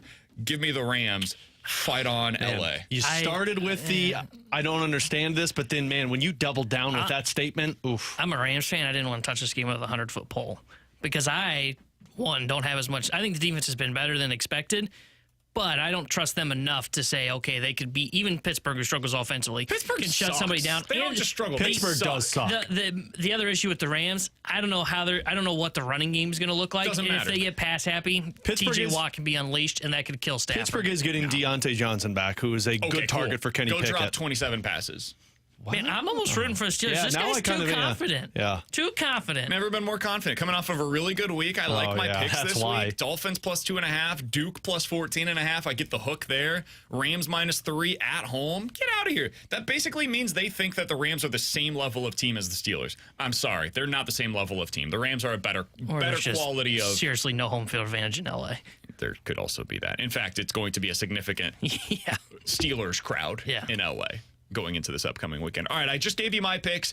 Alex has the Dolphins plus the 2.5. He's got the Browns -3, the Bills -8.5, and T-Bone going into this weekend has the Dolphins plus 2.5 as well. We're all riding with Miami going into Sunday night. He's got the Lions plus the 3, and Oklahoma is his 3-point game -19.5. We are all separated by just 1 point going into the weekend. We have hit the halfway point of this month's Pick'em Challenge. Coming up in about 15 minutes or so, we're diving into the junk drawer. 314-399-9646 is the Air Comfort Service text line to get involved in the show. But coming up next, Alex thinks this could be the night that the offense gets going for the Blues. Why is that? We'll talk about it next year on 101 ESPN.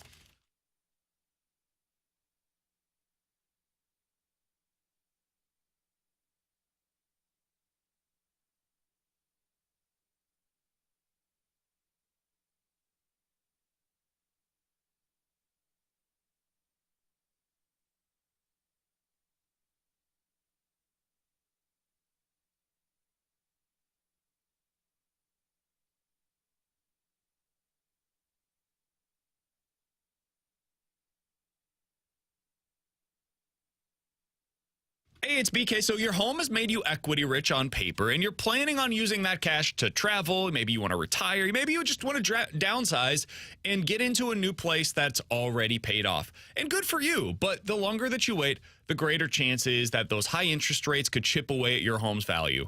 Well, while that value remains high, the time to act is right now. And you can do so with Truehold.com. They'll buy your home right now, and you can stay in it for as long as you would like. They'll buy it for its best current value, and you get to bank all of the cash now, and you get to do whatever you want with that cash while Truehold takes care of your property taxes, insurance, and all of the upkeep. Don't miss out on this opportunity to cash in on your equity, and you can continue to stay in your home as a renter for as long as you'd like. Visit Truehold.com, and you'll discover how much they'll buy your home for today based on its best current value and not what's coming. Call 1-855-300-9993 or visit them at Truehold.com to learn more about the smarter and faster way to cash out on your home's full value without having to move. That's Truehold.com.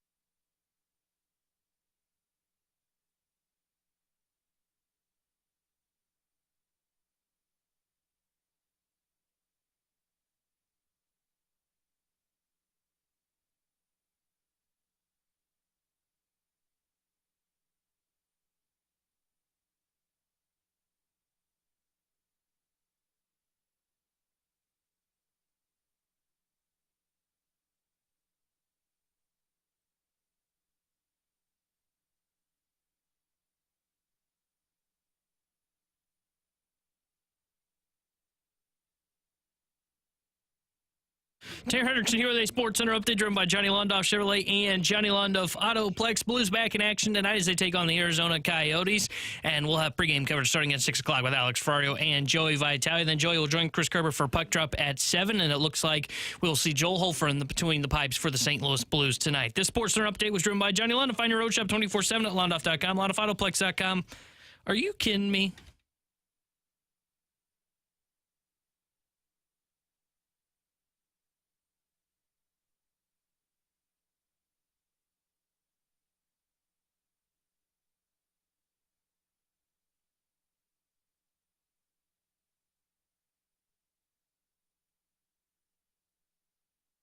With Alex and T-Bone on BK, so Alex is confident that tonight might be the night that the Blues are able to get back on track offensively. It'd be nice to see. There's no doubt about that. Alex, why is it that you think the Blues can take advantage of this Coyotes team defensively? Because Arizona is the prototypical team that the Blues can pounce on. They're a team that wants to play fast, rush hockey, up ice. They've got all of the offense you can ask for, so they're going to be trying to put that into play tonight against this Blues team. The good news is when a team tries to play that way with them, if the defense scheme that they're working with plays the right way, you're talking about rushes up the ice the other way. It's pond hockey, and pond hockey bodes well for a Blues team that has the right pieces in place. But here's the other factor into it. Arizona this season has been the prototypical team that they are every single year. They get shots on goal. I think right now per game they're averaging... Where are they at? They're averaging 24.7, so they're right by the St. Louis Blues. And a lot of that is skewed because in the game against the Islanders, they had 14. Absolutely. And it's the Islanders, we kind of know how that goes. That's a shutdown defensive team. But here's the thing. Against the Islanders, and I forgot who their other two opponents have been. Rangers and New Jersey Devils. They've given up 33 shots on goal per game. Now, those are high-powered offenses. The Blues are going to have to figure this one out. But 5-on-5-wise, if you go back and look at last year, they played against them. One game they scored 6 goals. Another game they scored 2 goals. Another game they got shut out. So you kind of had the mixed emotions with all of this one, but the defense has taken a step back. They don't have Jacob Chikrin anymore. Like, their top guy is Matt Dumba, who the Blues have played against for the Minnesota Wild. Here's the other reason why I'm very optimistic, and frankly, this is your perfect moment to, I don't want to say bank on what the Blues offense is going to be, but it's going to give you a really good picture. This power play is 3rd worst in the National Hockey League. They're like 63% right now on the penalty kill. So if you've ever wanted to see this offense take a step forward, it's a team that allows a ton of shots on goal. So the Blues have the opportunity to play that cycle hockey that Berube wants. They don't have the biggest bodies like Seattle and Dallas does in terms of going to the front of the net, rebound opportunities. And when you get power play opportunities, man, if you don't pounce on this, your power play is probably just going to be bad. They allowed 2 power play goals on 5 opportunities against the Devils. 1 out of 3 against both New York teams, the Rangers and the Islanders.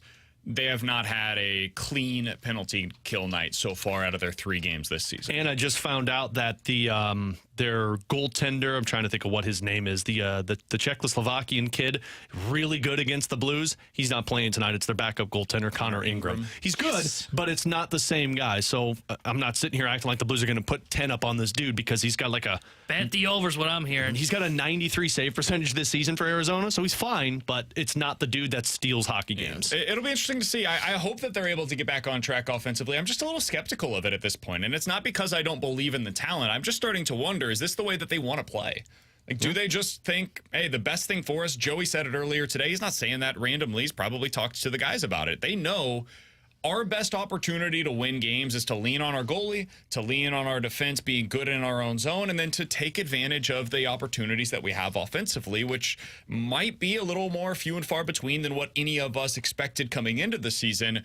And that's going to mean, lowering expectations on some of the goal-scoring production that we were all talking about preseason-wise. But if you're able to get things going on the power play, that's where you can change that talk. The power play has to be something that is a reliable weapon for the Blues this year. So far, it has been the opposite. They've allowed as many shots on goal going the opposite direction against their opposing team's penalty kills as they have on net as a power play unit. That has to get fixed. It's got to get fixed quickly, and tonight against Arizona would be a really nice place to do it. Alex, the Blues are not the only team in the NHL, though, that's being challenged so far when it comes to scoring. This came from Greg Wyshynski over on ESPN.com in his overreaction or underreaction piece earlier today. Through the first week of the season, there have been an average of 3.0 goals per team per game on average. That is down by about 0.2 per game from this point last season. Last year was the 6th straight season in which scoring average increased in the NHL. So we saw a real clear boom, and it continued to go up. It was a incremental improvement every single year over the last 6 years in terms of scoring across the league. Now it's starting to trend down. Alex, he thinks that's something that can continue, that we will see sustained over the course of this season. Do you believe the scoring is going to be down this year, or is this it's been a week of the season, this is going to start trending back up? I think it's going to trend back up. I mean, you look around the league, there's a lot of high-powered offenses. Like, we're talking about New Jersey, we're talking about New York, we're talking about Edmonton, Colorado, Dallas. Once they get Rope Hintz back, you're going to have a lot of teams that are scoring 4, 5, 6 goals a game.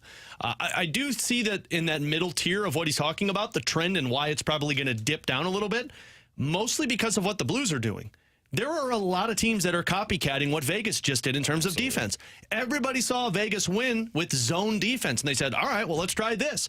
And you know what that does? It limits the amount of rebound chances, it limits the amount of teams that go to the front of the net, and it limits the amount of zone entries. It slows the game down. Yeah. That's the biggest thing, is it requires, think about when you're playing against a 2-3 zone in basketball, right? It slows the game down because it requires so many passes to find the open shot. That's basically what we're talking about, if I understand what we're seeing defensively from the Blues and from some of these other teams so far. You just got to wait for your opportunity, and then you shoot it on net, and you hope that it gets through. Maybe you create rebounds, so on and so forth. But that's going to slow the pace of the game, which means fewer opportunities to score, which means fewer goals that are eventually scored. Yeah, and this is why I can see what he's talking about in terms of, like, moving forward. And again, you're going to have the top-heavy teams that are scoring a lot of goals.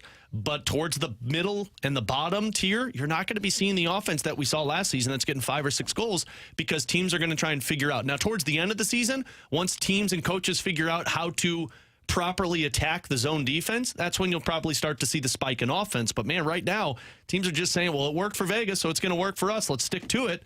And so far, it's eliminating the opportunities. It's given the goaltenders the clearer shot. And goaltending right now is probably at its best in a really long time around the NHL. Somebody from the 636 said, guys, everything in my opinion is normal scoring-wise. It's just the Blues aren't giving up 5 goals a game anymore to help out the scoring average. There might be some truth to that. Way to go. It might be a little bit, like, obviously. We haven't seen this hockey in 3 years. So. A little tongue-in-cheek, but there is some truth to the idea that the Blues' goal suppression so far this year has brought that number down in a significant way. You know, and I do want to bring this one up because somebody texted this earlier on our Air Comfort Service text line, and they said, why all of a sudden is this working? Because the Blues tried to do this years ago and it never worked. It's personnel. Like when the Blues tried to do this with Mike Yeo, when they tried to do this zone defense and it didn't work, and Berube brought the man defense back, look at the players that they had. Joel Edmondson, Jay Bouwmeester, Alex Pietrangelo, Colton Parayko. Your top 4 were all 6'4" and bigger. You could play the man defense because you were big enough to keep them out of the front of the net. And let's be fair here. It did work. It did work for a year. Well, yeah, it just dropped off because of the personnel you had. His first full season as a head coach here in St. Louis, I think we forget about this. The Blues went 44-32-6. They had 94 points that season. Now they finished 5th in the Central Division, but they had 94 points, and they were 6th in the league in goals against. That was the same defensive structure as what you're playing right now, or at least similar in terms of what they were trying to accomplish. So it worked for them that year. The problem was they were 24th in goal scoring that season. Yep. And if you've got a fear of what it ends up meaning for the Blues this year, It's that. It's that you're not getting the goal-scoring production, and that frustrated, I think, a lot of the guys, including Vladimir Tarasenko. The next year, again, 6th in goal prevention that year, 15th in goal production that season, and a lot of that came after Craig Berube was put into place as the head coach for the Blues. But the structure worked.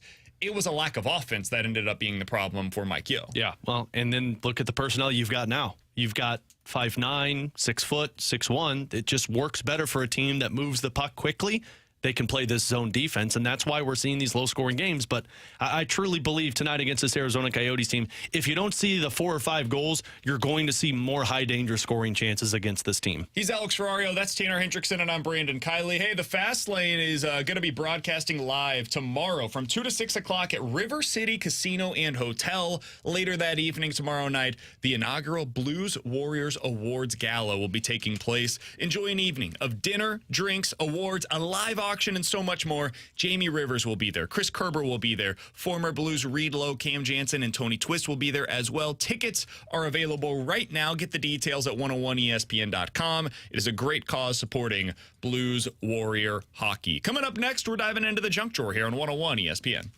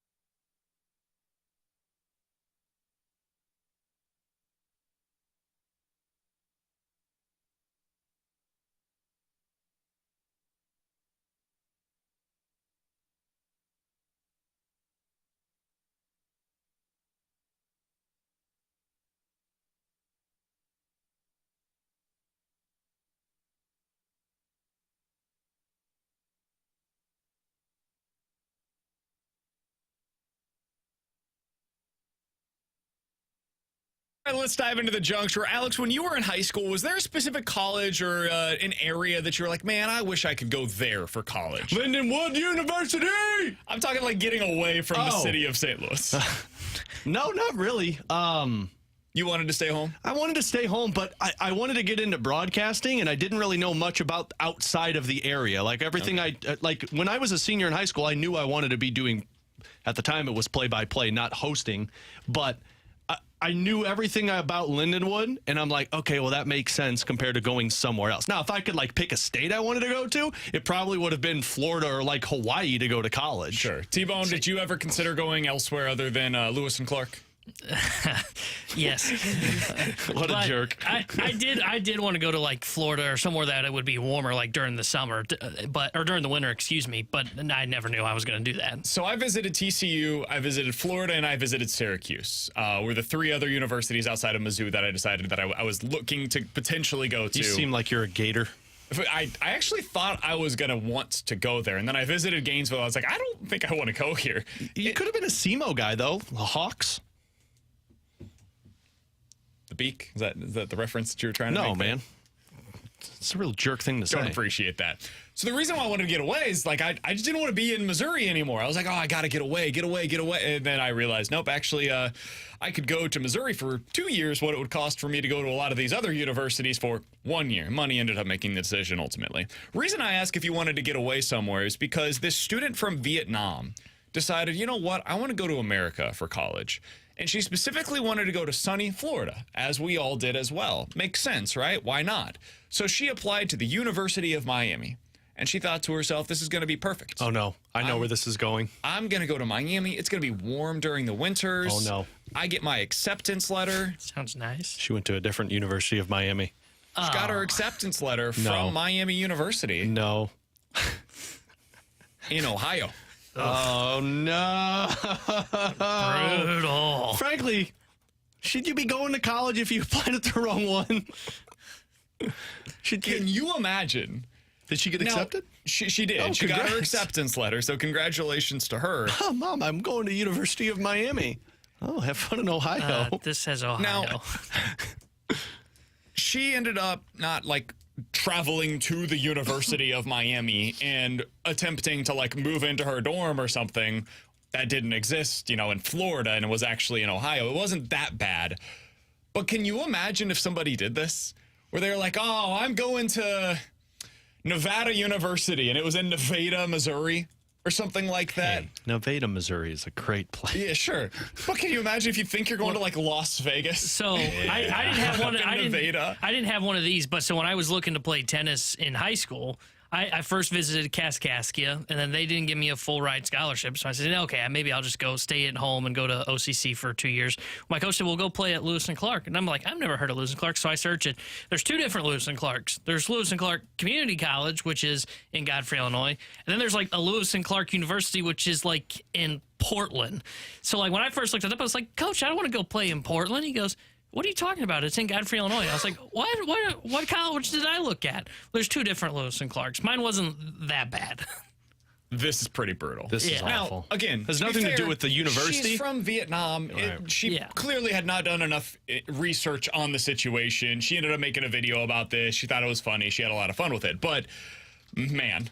But, like, if you type it, if you type it in, like, you have to type in University of Miami, Ohio to get to that website. Yeah, it's tough, man. It's tough. Look, I just typed in University of Miami, and the University of Miami was the first thing to pop up. Search Miami University. Okay. See if that pops up, Miami, Ohio. But that's Miami University in Oxford, Illinois.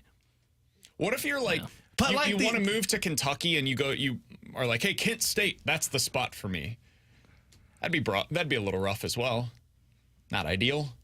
You want to go to Paris and you look up like a university in Versailles. Paris, Illinois. Versailles. Oh, I've been to Paris. They were in our conference.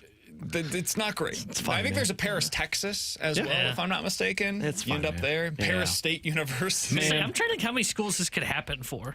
I feel like that's probably the biggest one. It's not even about the university. It's about the fact that you wanted to go somewhere. Like you were in Vietnam. You're like, I want to go to North America. I want to go to the United States. I want to go to somewhere warm and sunny that I can go to the beach on my off days. Well, how about Lake Ontario? You can go hang out next to on the warm, Dude, it is cold up in Ohio. 40-degree days in the summertime at Ohio. I went to Columbus in January. I woke up on the morning that we were supposed to leave, and there was like a foot of snow on the ground. My sister lived there for a year. Now, she lived in Cleveland, and I don't know how different it is. Brutal. Yeah, It Cleveland's was bad. like you talk about like getting depression, like that's like how you can fall into depression living in a place like that. Seattle apparently is the exact same At least way. it's a little warmer in Seattle. Like in Seattle, it does get chilly. It's just don't get dark me wrong. and rainy all the time. Yeah. And that's what it was in Cleveland for her. Like every time I would talk to her, she'd be like, what's going on? Well, we're in the house because it's dark and it's raining outside. My sister moved to Jacksonville because of that. She moved to Jacksonville originally and then eventually ended up in Atlanta because it's just warmer, man. Like you feel better when it's warmer outside and it's not dark and gloomy. We did get this from the 314 spectacular text. Guys, I did something kind of similar to this. I was applying to Missouri State, or at least I thought. It was Southwest Missouri State, and I accidentally ended up sending my transcripts to Southwest Missouri Baptist University.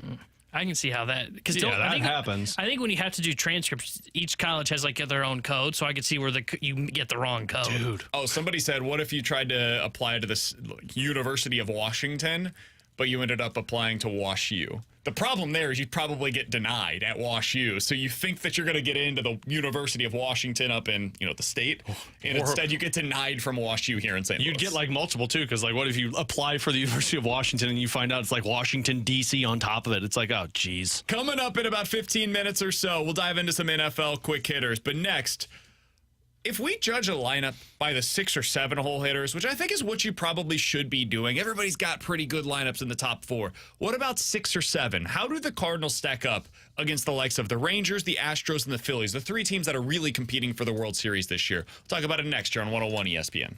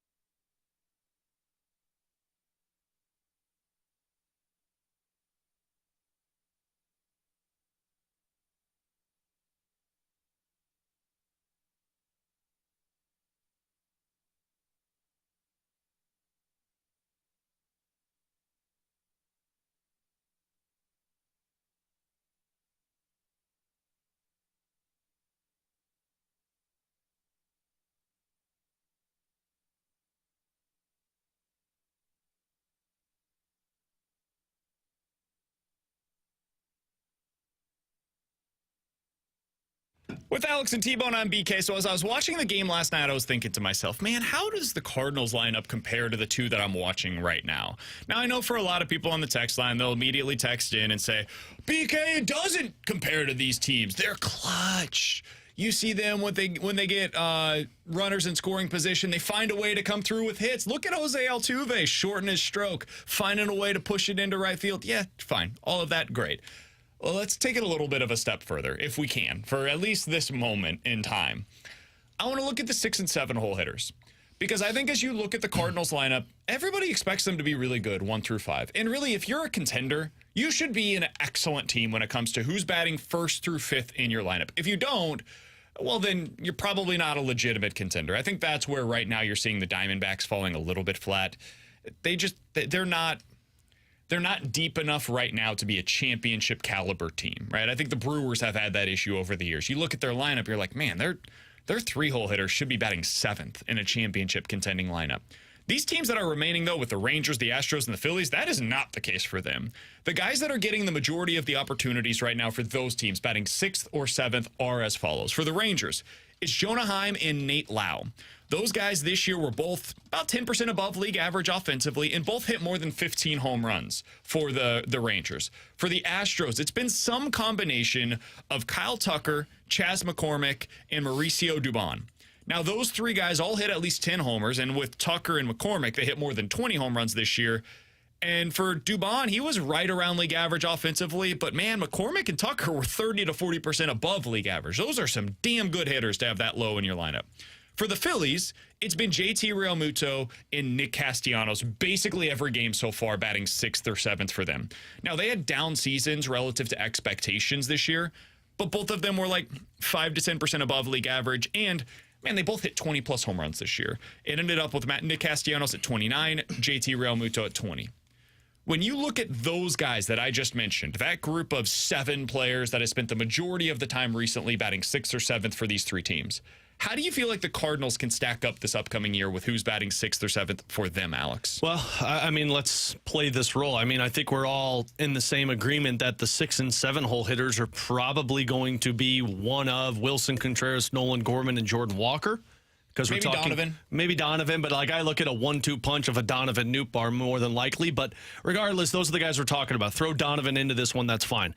I mean, I frankly would put them in the same conversation as what the Astros have, what the Rangers have. It's just so tough with the Philadelphia Phillies because, like, when I look at those 2 names, I feel like both are star caliber players. And what you're doing with the Cardinals is if it's Gorman and Jordan Walker, even if it's a Brendan Donovan, it still is a short sample size. And I'm like, okay, but they can totally get there. And I mean, I guess I can say the same thing for the Astros with Kyle Tucker in that spot. But projection-wise, like, of course, I don't know what it's going to be, but projection-wise, I would have them in the same conversation because Walker is supposedly a star. Gorman is supposedly a guy who can hit 30 to 40 bombs. And if Wilson Contreras gets shifted back because one of those 2 are hitting up in the lineup, well, we just saw what Wilson Contreras can provide. Yeah, I think that 6-7 spot's probably going to come down to, and I guess it depends on what they decide to do. If they do what they did this year, it's going to come down to Walker and Donovan probably, would be my guess. Because they did a lot of Nootbaar at the top, and then they put Goldie in the 2 spot and split them with Gorman. And I'm assuming that's probably what they're going to do next year. But maybe the best thing for them is to do the 2 on-base guys up top because that lengthens the lineup, in my opinion. It just comes down to how they want to do it because then it is the Contreras and Walker conversation. I wouldn't hate going Donovan, Goldie, Nootbaar, Arenado, Contreras, Gorman, Walker. Well, I guess they could do that too, yeah. So then it comes down to Gorman, Walker. It's the same result. Yeah. Ultimately, you end up with Gorman and Walker as your 6 and 7 hole hitters. And guys, I feel pretty damn good about that. Yeah, I think it comes down to does Walker take that next step offensively, and I have no reason to doubt that he would not. So I think you compare well with those guys. And let's be honest, the whole reason Tucker's kind of hitting down right now is because he went through this weird cold spell. Yeah, he's a typical 3-hole hitter that's now hitting 6. Why? Because he's gotten cold at the wrong time. So I think you have the lineup that can compare to those guys. I know nobody wants to hear it. I thought Eno wrote a great piece today in The Athletic about how there's no such thing as clutch if you look at the numbers. But, hey, don't look at me poking the bear. But I actually disagree with him there. That is one place where the numbers nerds and I disagree. I do think that it is I think it is hard over the course of the season to say, like, hey, in any individual month a player is clutch or not clutch. I think over the course of time, there are certain guys that come through more often than others. I think the moment can become too big for some players. I think the moment became too big for Tyler O'Neill here in St. Louis. I think if he went to Cleveland or Kansas City or something like that, I think it's more than possible that he ends up going on to have a really successful career. I disagree with the numbers nerds, and I consider myself to be one of them on this specific situation. Man, way to abandon your brothers. But no, I think the Cardinals lineup can compare to those guys. Like, I think when you look at, like, Nate Lau and Jonah Heim, like, those guys are really good. I could see where, like, Walker could hit 18, 17 home runs this coming year and have an OPS where he's 10 to 15% above league average. Like, that's the kind of numbers you would expect Jordan Walker to do. In fact, I kind of expect him to be a little bit better. But I think that you have a lineup that can compete. It just comes down to the starting pitching. I think if you put any one of these rotations with the St. Louis Cardinals this year, you're talking about a playoff team. Now, the problem with this is, do they make a trade of one of these guys? That's the thing. And Walker obviously is not going anywhere, so you've got one of those guys in the 6 hole. But let's go down the path that they have to trade Nolan Gorman to get what they want. Now we're talking about Donovan in your 7 hole. Nootbaar is probably going to be leading off. Contreras is going to be hitting 5. I still don't feel awful about that. I think Donovan is still probably in your top 5-ish. And so Contreras is moving back with Jordan Walker. Well, I mean, I think in this scenario, your top 5 would be Nootbaar, Goldie, Gorman, Arenado, Contreras. No, you're trading Gorman. Excuse me, Donovan. Nootbaar, Goldie, Donovan, Arenado, Contreras. Yeah. So you're replacing Donovan/Gorman in that 6 or 7 hole, and I think it's probably, I mean, nobody's going to want to hear this. No, I think Contreras is still batting top 5. I think it's probably Burleson who ends up in that spot. And now I don't think you compare to some of these teams that we're talking about. And it's why I'm starting to become more and more skeptical of trading Nolan Gorman. Is as I'm watching these teams, I'm thinking to myself, man, that lefty power coming in the middle of your order, all of these teams have it. And if you trade Nolan Gorman, I don't know that you do, man. Like, I like Lars Nootbaar a lot. He's like a 20 home run hitter. He's not a guy that's going to hit 30 plus. I like Brendan Donovan a ton. I think he's probably going to project to be a 15 home run guy on most years. Maybe he gets to 20 in any individual seasons. Those guys are more known for their on base than they are the power. I want some of that power in the middle of my order, batting from the left side. Because as you're going up against these stud right-handed pitchers, I think it does matter that you've got lefty bats there. I understand why you would end up trading Nolan Gorman. I do get it. I've been the one that's brought this up for a year now. I would be very hesitant to do so because of what we're seeing from other playoff teams. I would be more willing to part with an on-base guy. I was going to say, so then look at the lineup when you take Donovan out of it. I was say that's what I've been saying since the trade deadline. Just because I dig the long ball, but look at the offenses. I mean, to BK's point, look, Kyle Schwarber has been crushing it from the left side. Bryce Harper's been crushing it from the left side. Why is that? It's because a lot of teams have right-handed pitching, and now some teams can bring in a left-hander to try and do this. Like Arizona has Mantiply that they try to apply against Schwarber and Harper. But, I mean, you're mostly facing righties. 70% of starters are probably right-handed pitchers in the postseason. And when we think about these postseason teams that are playing in the LCS right now, you're not thinking about, oh, they've got a great on-base guy. No, you're thinking of the guy that's hitting the ball 400 feet, and you're seeing him celebrate the home run. Think Castellanos, think Harper, think Schwarber. Think, like, Corbin Carroll's an on-base guy that he has slugged, but he kind of cooled down late in the year. He's done nothing. He's done nothing for the Arizona Diamondbacks in this series. He's not clutch. Sorry, Eno. I look at the lineup right now, and it makes me greedy. Because I think you have a championship caliber lineup. I know I'm going to get pushback for that. That's fine. But when they were healthy this year, the lineup was the last thing that was your problem. As you project towards next year, if you simply add pitching with money, and then maybe you get a depth starter by trading an Alec Burleson or one of your current pieces that's in the minor leagues, you trade one of the catchers ends up going. Ivan Herrera probably would be the one that ends up having more value for you on the trade market. I think that is the way that you improve this team the most for the upcoming season, because I would really like to see what it looks like when Walker and Donovan or Walker and Gorman are batting 6 and 7 for you. That going into a playoff series can compare to the likes of Heim and Lowe or Tucker, McCormick, and Dubon, or Real Muto and Castellanos. In fact, I think that Real Muto and Castellanos lineup, that's probably the most similar comparison to what you would have there with Walker, and especially if you end up having Gorman batting 6 and 7. That is a pretty good comparison. Like next year, would it shock you guys? I mean, absolutely shock you if Gorman ends up putting up a season in which he has a 29 home run season and is 15% above league average? No, it wouldn't shock me. No. That's what Nick Castellanos was this year. Yeah. Would it shock you if next year Jordan Walker puts up 20 home runs and is 5 to 10% above league average? No. That is what you saw from JT Realmuto this year. You can have those dudes in the middle of your lineup batting 6th and 7th, back end of your lineup, if you are able to go out there and acquire the pitching with money. Yeah. That's what you got to do. And I mean, my expectation for Gorman, 30, 35 home runs next year. Like that's the expectation. I don't care about the average. He's not going to hit for average. I don't really care about the on base because he's not really going to be an on base guy. I expect him to slug, and I expect about 30 to 35 home runs from him next year. Coming up next, 314-399-9646 is the Air Comfort Service text line. If you guys would like to get involved in the show, we have seen our first real activity on the trade market in the NFL. Alex, the Kansas City Chiefs added a wide receiver. Why did it have to be this one, though? We'll talk about it next here on 101 ESPN.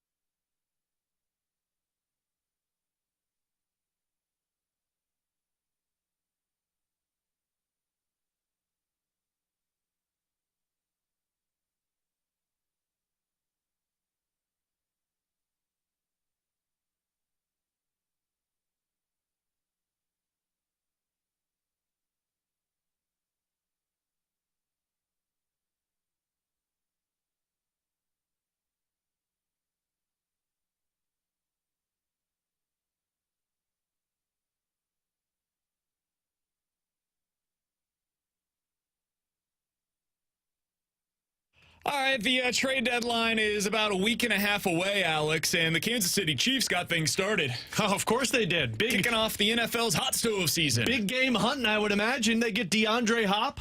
No. Do they hop above the competition? Do they go after Mike Evans? The dude who was just in the wrong spot at the wrong time? No. Well, who did they get? They got to get somebody big. They bring back old reliable McCole Oh my gosh, they got Tyreek Hill? That's what I thought. Well, you know what they traded say. a 2025 sixth-round draft pick to the Jets, and in return, they got McCole Hardman and a 2025 seventh-round draft pick. Well, you know what the narrative around him is. He is a hard man to cover. McCole's fine. I don't think he changes a whole lot for the Chiefs. I think there's going to be a lot of Chiefs fans that are excited to have him back in the fold. I don't know exactly what his role is. Like, what's this guy do that Kadarius Toney catches doesn't? the ball? Does he? No.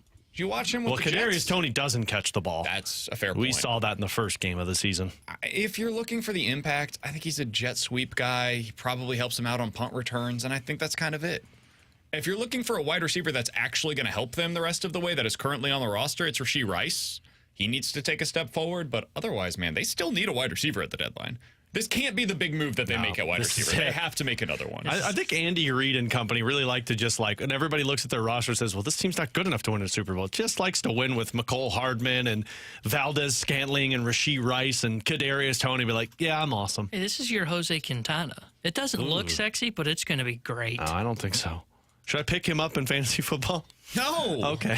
No. He's available in our league. I'm going to go get him right now. I look. I'm going to go get him right now. Just in case. So that's the big news in the NFL from yesterday is that the Chiefs ended up reuniting with McCole Hardman after he did nothing, absolutely nothing in New York. By the way, it's expected that Frank Clark will also be signing with the Chiefs by the end of the week. Oh, Jesus, just bringing back Old Faithful, aren't we? Yeah. What's happening right now? I don't know, man. You should have just kept keep Tyreek Hill, man. He's like their fourth best defensive end now. Maybe so the Cardinals whatever. should learn from this. Bring back the 2011 squad. Man, they did that last year. It seemed to work out pretty well. Albert Pujols back through the door. Yeah, okay, yeah. Oh, that Cardinals team. All right, as we continue with some NFL quick hitters. Get Up asked this question yesterday. I find it to be so interesting coming off of last season. Which quarterback would you rather have right now? Jalen Hurts or Tua Tagovailoa? I will tell you this. In their poll, which has 10,000 votes, 64% were for Tua. Who would you rather have, Jalen Hurts or Tua Tagovailoa? I think I'd rather have Tua because of his arm. Jalen Hurts has an arm, but man, his whole game felt like it was trending towards the Lamar Jackson, and now it's gotten to the point where his run game hasn't been there. You know he's going to get the QB sneak every time. Got to push that tush. Just push the tush. But other than that, man, like I at least from what I've seen, and I'm a strong component of, I think Tua's looked so good because of his wide receivers. That's my thing. But Jalen Hurts, I mean, he's got pretty awesome wide receivers as well, and he doesn't look as good as Tua does. So he doesn't have Tyreek. I think Tyreek is the best non-quarterback in the NFL right now. Like, full stop. And when you have that guy, he is in and of himself an explosive passing game. The Chiefs were explosive when they had Tyreek Hill. Guess what? They're not anymore. They don't have explosive pass plays right now because they don't have that dude in the lineup on a week-to-week basis. I think Tua's really good. I would have him as like a top 10 quarterback in the league right now. Man, last year I thought Jalen Hurts was a top 3 quarterback in the league. And now suddenly we're down on him because he's had some struggles through, the first month and a half of the season. I'm not as down on Jalen Hurts as it seems like the consensus is right now. He's looking a lot like what he looked like 2 years ago, where I was like he's good, but he's not going to be that good. And then last year it came out of nowhere. I don't agree. I think he's had a couple of weird moments. I think overall, though, he's been fine this year. So I would definitely still take Jalen Hurts. If you swapped those two guys, I think Jalen Hurts looks every bit as good as Tua so far. He goes about it differently because he's going to add a lot more value with his legs and probably a little less with his arm. But I would rather have Jalen Hurts still. Yeah, I think I would take Tua too. I think his arm is a difference maker. And I know like he has the cheat code in the NFL right now with Tyreek. I think the Eagles would look a lot better offensively with Tua right now. And that's not. I'm not saying like Hurts is a bad quarterback because I think Hurts has been okay. But I'm kind of with Alex. It hasn't lived up to my expectation that I thought we'd see this year. I feel like Tua can do everything Jalen Hurts is doing if he's on this Eagles team because of that offensive line, where I don't know if Jalen Hurts can do what Tua's doing if you put him in Miami. That's fair. I still like me some Jalen Hurts, and I still think the Eagles are going to go to the Super Bowl this year. I wouldn't be surprised, unfortunately, if Miami's playing against them. Well, all right, as we that's continue, only if the Detroit Lions prove themselves this weekend against the Baltimore Ravens. Yeah, they got to prove it. Jesus. Let's continue. By the way, the Eagles are the ones that we should be talking about proving it this weekend. Right. Hey, prove it to me against a real opponent this time around. Like, let's see what you look like against the Miami Dolphins. Yeah. Find a way to stop a playmaker. I think the Eagles are really good still. I think they're my favorite to come out of the NFC. I would like to see them play really well against the Miami Dolphins. Obviously, all of us are on the Dolphin side of things there, so we're a little skeptical of that being the case on Sunday night. All right, Micah Parsons has been complaining about the way that the Dallas Cowboys are covered. He thinks that they are unfairly scrutinized compared to other teams around the league because he believes that the Cowboys have been really good so far this year, and people jump on them anytime that the Cowboys end up failing. He's not wrong. The Cowboys are scrutinized more than other teams around the league. They're 4-2 right now, and if you look at some of the other teams that we talk about, like some of those other 4-2 teams like the Jaguars, were like, I think they're kind of turning it around. I like the way that they're playing this year. Meanwhile, the Cowboys like, the sky is falling. This is not what we expected. Lost to the San Francisco 49ers, barely beat the Chargers. He's right. That's what comes with being a Cowboy, man. I was going to say, this is what happens when you are, let me look, America's team. Yeah. You get that caveat put on you as an organization. Yeah, you're going to get more scrutinized than everybody else. Jacksonville's not America's team. People forget there's a team in Jacksonville. It's because they're London's team. If you're the Yankee, Exactly. if you're a Yankee, you're going to be more scrutinized. You'll also be more celebrated. If you play for the LA Dodgers, you're going to be more scrutinized and you're going to be more celebrated. People are going to want to change the entire postseason rules because your team lost in the NLDS if you play for the Dodgers. And if you're the Cowboys, Micah Parsons, the reason why you're on so many commercials is because you play for the Cowboys. Micah Parsons is an excellent football player. So is TJ Watt. Micah Parsons has more commercials than TJ Watt. He has more commercials than Aaron Donald because he plays for the Cowboys. Dak Prescott, the reason why he is so celebrated and so criticized is because of the team that he plays for, the star that is on the side of his helmet. I think sometimes these guys don't understand. Like, they get the good and the bad that comes with the team that they play for. It's also because you're expected to be a Super Bowl contender. And anytime a team is expected to be a Super Bowl contender and you lay back-to-back eggs like you did this season, you're going to get scrutinized. Tell me because I got this vibe when I saw the video. He's starting to remind me a lot of Terrell Owens. Who? Parsons. Oh, I don't Not feel on that the way. on-field stuff, but like the off-field stuff. It's like when something goes down, it's like scrutinizing the Cowboys and like, you're talking bad about me. That's a vibe I got when I saw that video. Because it's not the first time we've seen this from him. Like every single week after the Cowboys game, he's either on a stream talking about how great his team is, or he's on a stream talking about how people are talking bad about his quarterback. He's Tyreek Hill. Him and Tyreek Hill have the exact same personas in terms of like the streaming side of things. I'd argue Tyreek Hill's a little T.O. also. Fair. You know what? That's fair. I just get so sick of this stuff, man. I also would say this too, like, be somewhat self-aware. Like, not just the fact that you're wearing the star, but you've done this before, man. You've gotten to the playoffs at 10-6 and 10-7, and then you lay an egg. Yeah. Your whole organization lays Really an good egg. point. Yeah, your coach puts Ezekiel Elliott under center. Let's not act like I'm seeing them 4-2 for the first time in a decade. I've seen this before. This isn't the Lions. Yeah, I've seen your coach do this before. If he was 6-0, I would fully back the statement he was making. Like, dude, let's read the room. All right, final thing. Tonight, Thursday Night Football, Jaguars at the Saints. Saints are a 2-point home favorite in this one. You guys explain that one to me? No. Maybe it's the Lawrence side of it, but they said he's playing. It's just he's got like the knee that's bugging him still. Saints suck. I have no idea how this is a thing. I don't understand. Derek Carr's arguing with his offensive coordinator. Alvin Kamara looks like he doesn't even care right now. They don't throw the ball to Chris Olave anymore. Their great defense got pretty well shredded last weekend by Houston. I think Houston's pretty good offensively, but they're, we're not talking about the Miami Dolphins. See, I take the under in this one. It's at 40. Yeah, because neither team can catch. Yeah, I think the Lawrence injury's driven a lot of this. Okay. Because it is a knee, and that is a concerning injury. Now, they'll tell you, like, I heard that about Burrow, too.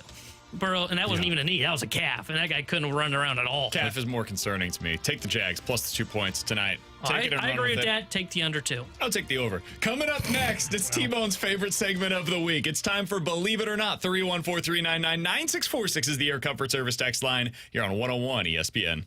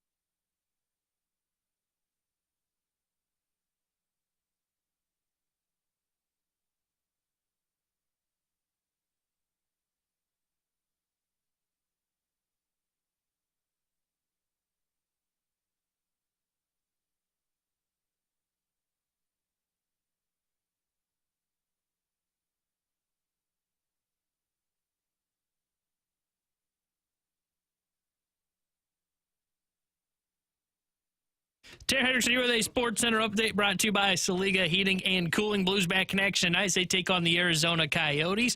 We'll have pregame coverage starting tonight with Alex Ferrario and Joey Vitale at 6 o'clock. And then Joey joins Chris Gerber for Puck Drop at 7. It looks like we will see Joel Hofer in between the pipes for the St. Louis Blues. This Sports Center update was brought to you by Saliga Heating and Cooling, independent American Standard Heating and Air Conditioning dealer.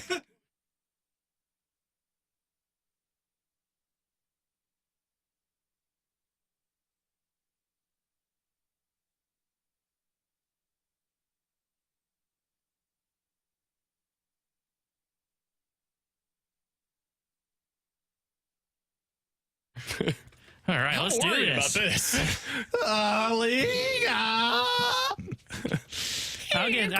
This is my moment, okay? Hope so. Believe it or not, I'm walking on air. I never thought I could feel so Free. Flying away on a wing and a prayer. Who could it be? Believe it or not, it's just me. 314-399-9646 is the Air Comfort Service text line. For Believe It or Not, you give us a scenario. We'll tell you if we're believing it or not. That one hit a little different with Alex being in the Suit? the maroon You had suit. a compliment in my maroon suit today. Oh, dude, I told you on Saturday. I like the look. Looks good. I like it. Yeah, The look looks even better. I walked out of the house, though, and my wife... The look is even better with the mustache. Yeah, see, I walked out of the house, and my wife's like, "It looks like you're going to a disco." I said, yeah, probably. I watched the movie Tetris. By the way, decent movie. Not bad. It's okay. Solid. There's a movie about blocks dropping in place. The backstory of how Tetris came to be. Yeah, It's kind of good. it's okay. Kind of seen good. it. You guys are selling this The one. music in it's like really good. It's a 6 out of 10, I would say. Yeah. Like worth watching, but not something that you're going to want to go back to probably. What's that movie that just came out about the GameStop controversy that took place? It's got Seth Rogen in it. God, what's it called? That one's apparently just out. I want to watch that one. AMC, GameStop, stuff that we did with Reddit. I'm like not the sure. stock exchange that they kind of like swooped in on or whatever. But You look like, by the way, getting back to why I brought up Tetris, you look like the Dumb main Money, character. that's what it's called. that's a good looking dude. So I'll accept that. Thanks, buddy. Dumb Money. That's what it's Dumb called. Money. Thank you. The flow isn't back yet on my head, but it's getting there. You'll get there, man. Yeah. Give it a month. And my mustache will be back in like a week. 399-9646 is the Air Comfort Service text line for Believe It or Not. Guys, believe it or not, last night was the turning point in the ALCS with the Texas Rangers. They're now going to lose, and the Houston Astros will once again be back in the World Series. Believe it. Wow. I think Bochy messed us up. I would have much rather started Heaney or Dunning in that game. And I know that they need them for game 4. I would have figured out a way to piece it together. Scherzer was non-competitive last night for them. I know he went 5 and gave up 5. Well, can't give up 5 runs to the Astros, and especially with Javier pitching, because that dude's been awesome ever since he's been in the postseason. So I think Bochy messed that one up. I know the analytics haters aren't going to like to hear that, but I starting a guy who hadn't pitched since early September was a massive mistake in my opinion. I'm not going to believe this one. You're still going to get Montgomery and Eovaldi back in, even if they tie up the series tonight. And, I mean, we've seen Montgomery and Eovaldi are dominant. I think that tonight's going to be a toss-up. I think you made the wrong decision. I agree with Max Scherzer. But you're going to keep this one, even if they win it tonight, 2-2, and then you get Eovaldi and Montgomery. So I'm not believing this one. I don't know, man. I don't know. I'm going to say I'm going to believe it. I'm with T-Bone on this one. I understand. So the tough part on this is it's kind of hard to argue strongly in favor of Dane Dunning or Andrew Heaney as better options for you than Max Scherzer. So I understand completely why they decided to go the route that they did last night. That being said, when Scherzer comes out and looks as poor as he did early on in that one, I understand 8-pitch first inning. That's fine. It was loud outs. It was really hard hit outs. That does not, just because he got out of the first inning unscathed does not mean that he pitched particularly well. Then he comes out of the second inning and immediately hits Yordan Alvarez and didn't have his command, ended up continuing to get hard early and often in that game. The average exit velo against him was over 100 miles per hour. They were hitting the crap out of the baseball. If you get a good performance tonight out of the starter for Houston, I think that they're going to win this series. Because then, yeah, they've got Montgomery and Eovaldi on the other side. man, Houston has Verlander and Valdez in those games. It's not like they're at a significant disadvantage. So Yeah, Verlander doesn't strike fear into me anymore, though. really, I mean, Yeah. he pitched really well. I thought he pitched fine, but I think Montgomery and Evaldi have pitched better than Verlander so far. I'm not taking Montgomery or Evaldi over Verlander, just point blank period. Agreed. I get where you're coming from because they have been better so far this postseason, but I'll take Verlander and I'll take my I think you're living in the past, my man. The dude's like 41 years old. Move on. By the way, Tanner shaved his damn mustache. Did he really? Yeah, the dirt's gone. I can't see. So. Well, I can't either. Well, that's true also, but the dirt's gone. What the hell? Sorry, man. I'm going to the press box for the Blues game tonight. yeah. One That's look sharp. embarrassing. That's for you. embarrassing Oh. for you. You're better than that. It's going to take you a month to get it back to where A it just month? was. I can't believe I'm taking this from the guy who showed up at 11:15 today. Fair enough. Alex, what do you have for Believe It or Not? Believe it or not, the Blues goaltending tandem will win the Jennings Trophy this year. No, it's not. Come on, man. What do you mean, come on, man? You're talking about having a top 10 goaltender as your starter, and then the backup being a quality starter. I went back and looked at Anderson and Ranta. This is a Randy BK no type of situation for me. Just an immediate you'll be offhand, BK. don't even need to take a second to think about it now. No, you're wrong. You're wrong. Frederick Anderson had a 922 save percentage. Like Bennington does that, obviously. Ranta had a 910 save percentage. Joe Hofer could do that. Can I see Joel Hofer in an NHL What do you regular mean? You season saw him game last this year? season. You This saw year? him last year. A better defense this year. You saw him last year with a crappy defense. It's fine. I'm not going to believe this either. I'm not sure I really need to explain myself. I can't see a bounce back. I think Bennington has a bounce back year, but can he get 920 save percentage? I mean, he hasn't been above 9, the last 2 years? Or not, and when was the last time he was at 910 even? All right, Greg Wyshynski 2.0. Well, kind of agree with Greg on this one. Yeah, so looking like a stupid comment to start the season off. I'm not going to believe this. T-Bone, what do you got for us? Believe it or not, this Blues defensive style that they are playing, they can win a playoff series this year. I'm going to believe that they can. Like, if this style works, you could totally convince yourself that they end up in the playoffs. And, like, we've seen other teams do this. The Islanders a few years ago performed like this, and they just kind of rode a hot stretch of playing really high-level defense into Stanley Cup, right? I mean, we've seen Montreal has done stuff like this where it's like, whoa, where'd this come from? Didn't Mike Yo's team wasn't it Minnesota in the first round one year? Yeah, but that was Jake Allen that stole the show in that one. Yeah, you can, and you've got Jordan Bennington. Like, for all of my questions about Benner in the regular season, I have zero questions about that dude showing up whenever you get into the postseason. He is a proven playoff performer. So, you can. It's just a matter of getting there. And that's the hard part, is believing that they're going to get to the place of, this is so successful during the regular season, the offense starts to take a step forward, and the special teams are better. All of that has to happen for you to get there, but once they get there, they can win a playoff series this way. It's going to be tough. I'm going to believe this one, though, because they can, but think about it. If you're getting into the playoffs, you're not a 1 or a 2 seed. You're either a 3 or a wild card, which means you're taking on one of Dallas or Colorado or Vegas. And that's not going to be an easy scheme to go up against with that defense. I'll believe it, too, because I think they could steal one series. I think when it comes down to that, because that was my initial thought is, okay, you're going to go up against a Colorado. You're going to go up against probably a Dallas. But if you're winning that first series, you should be looked at as a team that can go deep, because that's a pretty massive win if you knock off one of those teams. I disagree, because I think you can pull off an upset one time, but to do it 4 times... 2 times, 3 times would be really tough. It typically in a best-of-7 series, the better team wins. Every now and then you'll get someone that pulls off that upset, especially in hockey where a goalie like Bennington can steal the show. Can he do that for 16 games in a row? Or 16 games? That's tough. What did Columbus get bounced in the second round that 2019 when they beat Tampa, or did they go to the next round? They lost in the second round because I think they swept Tampa. That they lost. I think they got swept. I think they swept and then got swept. If I remember correctly. No, Boston beat them 4-2.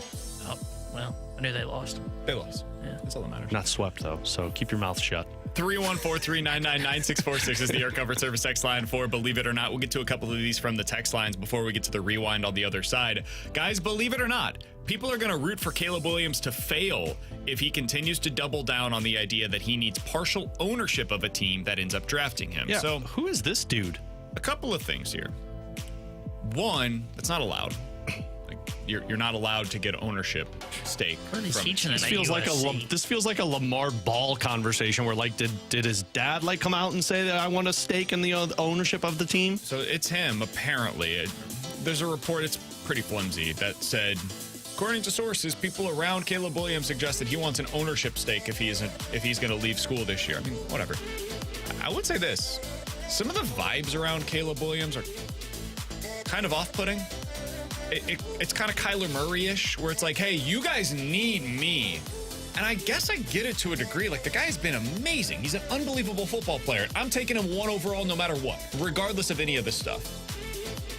But man, can you just go out there and, like, do something? Play well against Notre Dame, play well against Arizona, play well this weekend. I think they've got Utah. Like, focus on that stuff. The stuff that's coming out about him, like, staying or leave. Dude, get there in, like, 2 months. We'll talk about that whenever we get to that place. But just continue performing at your college level before we get to the place of you being an owner of an NFL team. It is a little strange, some of the stuff that's coming out. Like, that would be... Like, you got to be like the level of Patrick Mahomes before you can start, or Tom Brady before you can start talking about ownership stake in a team. You can't be a highly touted prospect that's going to be selected first overall to a team that's probably going to be awful. And from what we've seen in college, yeah, you look great on the offensive side of it, but that doesn't mean much if you're making mistakes in football games. And try and be the greatest and own a stake in a team with the New England Patriots with street receiving core. A reminder, it's literally not legal. You can't do this. A team, even if they wanted to give him a 50% stake, you cannot offer ownership stake to a player. That is not a legal thing to do in the NFL. So any of this is just a nonsensical conversation.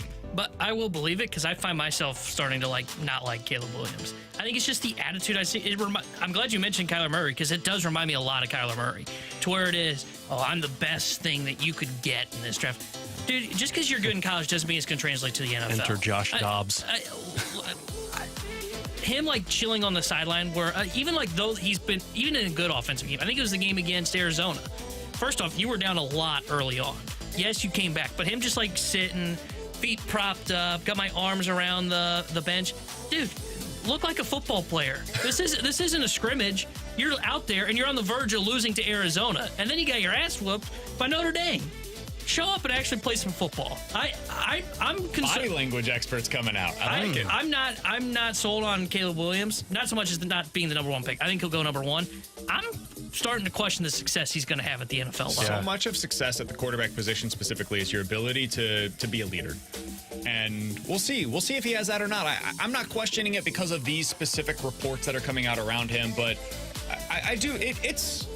It's a little off-putting. I'm not going to lie to you guys. I would still take him number 1 overall. There's no doubt about it in my mind. I think he's the best college football player that I've seen at that position, in terms of translating to the NFL, since probably Andrew Luck. I mean, it looks Patrick Mahomes-ish. But the thing about Mahomes is that he's got all of the interpersonal skills to go along with that ability on the field. We'll see if that's the case for Caleb Williams or if it veers more into the Kyler Murray route. Because Murray was amazing in college, too. Let's not forget, Murray was special with what he was doing at Oklahoma in this exact same offense. We'll see. We'll see what it looks like for Caleb Williams in the NFL. For Alex and T-Bone, I'm BK. We'll hit the rewind coming up next.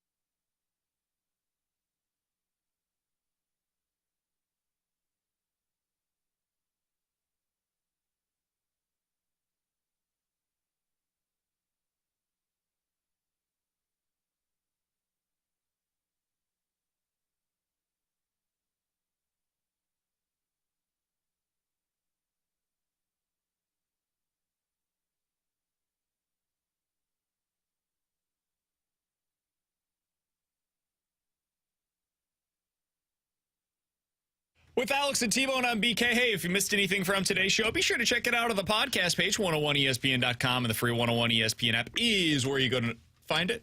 It's all presented by Dobbs Tire and Auto Centers. Make sure you listen to the first. The first segment was incredible. I was just about to say, BK can go back and hear what we talked about in the first segment. Yeah, if you were a little late to show up, on his way in. I did listen on You the way forgot in. that you thought the show started at 11:15 today, which, hey, sometimes that happens with Tim and Jackson. 11:08, sir. I was 8 minutes behind. Sure. I mean, I was more like about an hour behind, but 8 minutes in terms of what the audience was able to figure out about it. T-Bone and I learned something about ourselves today. We can do a lot in like 15 minutes. Yeah, well, I cannot, as we learned this morning. All right, the Blues are back in action tonight, Alex. It's going to be nice to be able to see them for the first time, and I believe it is a calendar year. It's ridiculous. Based Way to on go, the NHL. scheduling. It's going to be Joel Hofer in net. Blues going up against the Arizona Coyotes. We know they've had their struggles against them at times in the past. Alex, what are you anticipating from this one tonight? Let me ask this a different way. What do you want to see from the Blues tonight? I want to see more offense. Like, I think they're at the point now where they should feel confident in how they play defensively.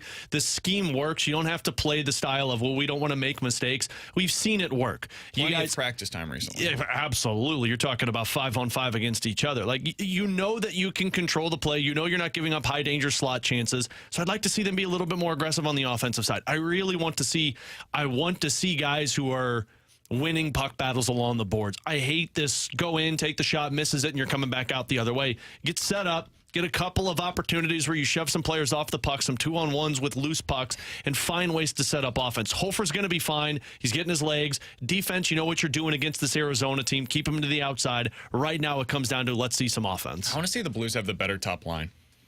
That's something that I would like to see in this game. It's going to be tough with Keller and Schmaltz on the other side. I totally agree, but they should be. Yeah. Your guys are paid as such that you should be able to go into this game, and it appears the best line combination in this game is what you have with Thomas and Kyrou and Saad. That should be the best line combination in this game. I don't know that it has been so far this year. I think Kyrou played really well on Saturday. One of the better games that we've seen from him in a two-way sense in a long time. But that would be one thing that I would be paying attention to in this one as well. So the thing for me is I want to see less of the one and done from everybody, not just a specific line. Especially that Hayes line. Yeah, but from everybody. It's got to be less one and done. And then power play's got to look crisp. If it doesn't look good tonight, they're going to have to really consider significant changes to the power play. Not just little tweaks, but significant changes to what they're doing on special teams. Blues back in action tonight. Alex will have your pregame coverage right here on your home for the Blues. 101 ESPN coming up at 6 o'clock. Joey and Curbs have the puck drop coming your way starting at 7. It'll be T-Bone and myself tomorrow. Alex will be out. We'll be live out at the Centene Community Ice Center where the Blues are scheduled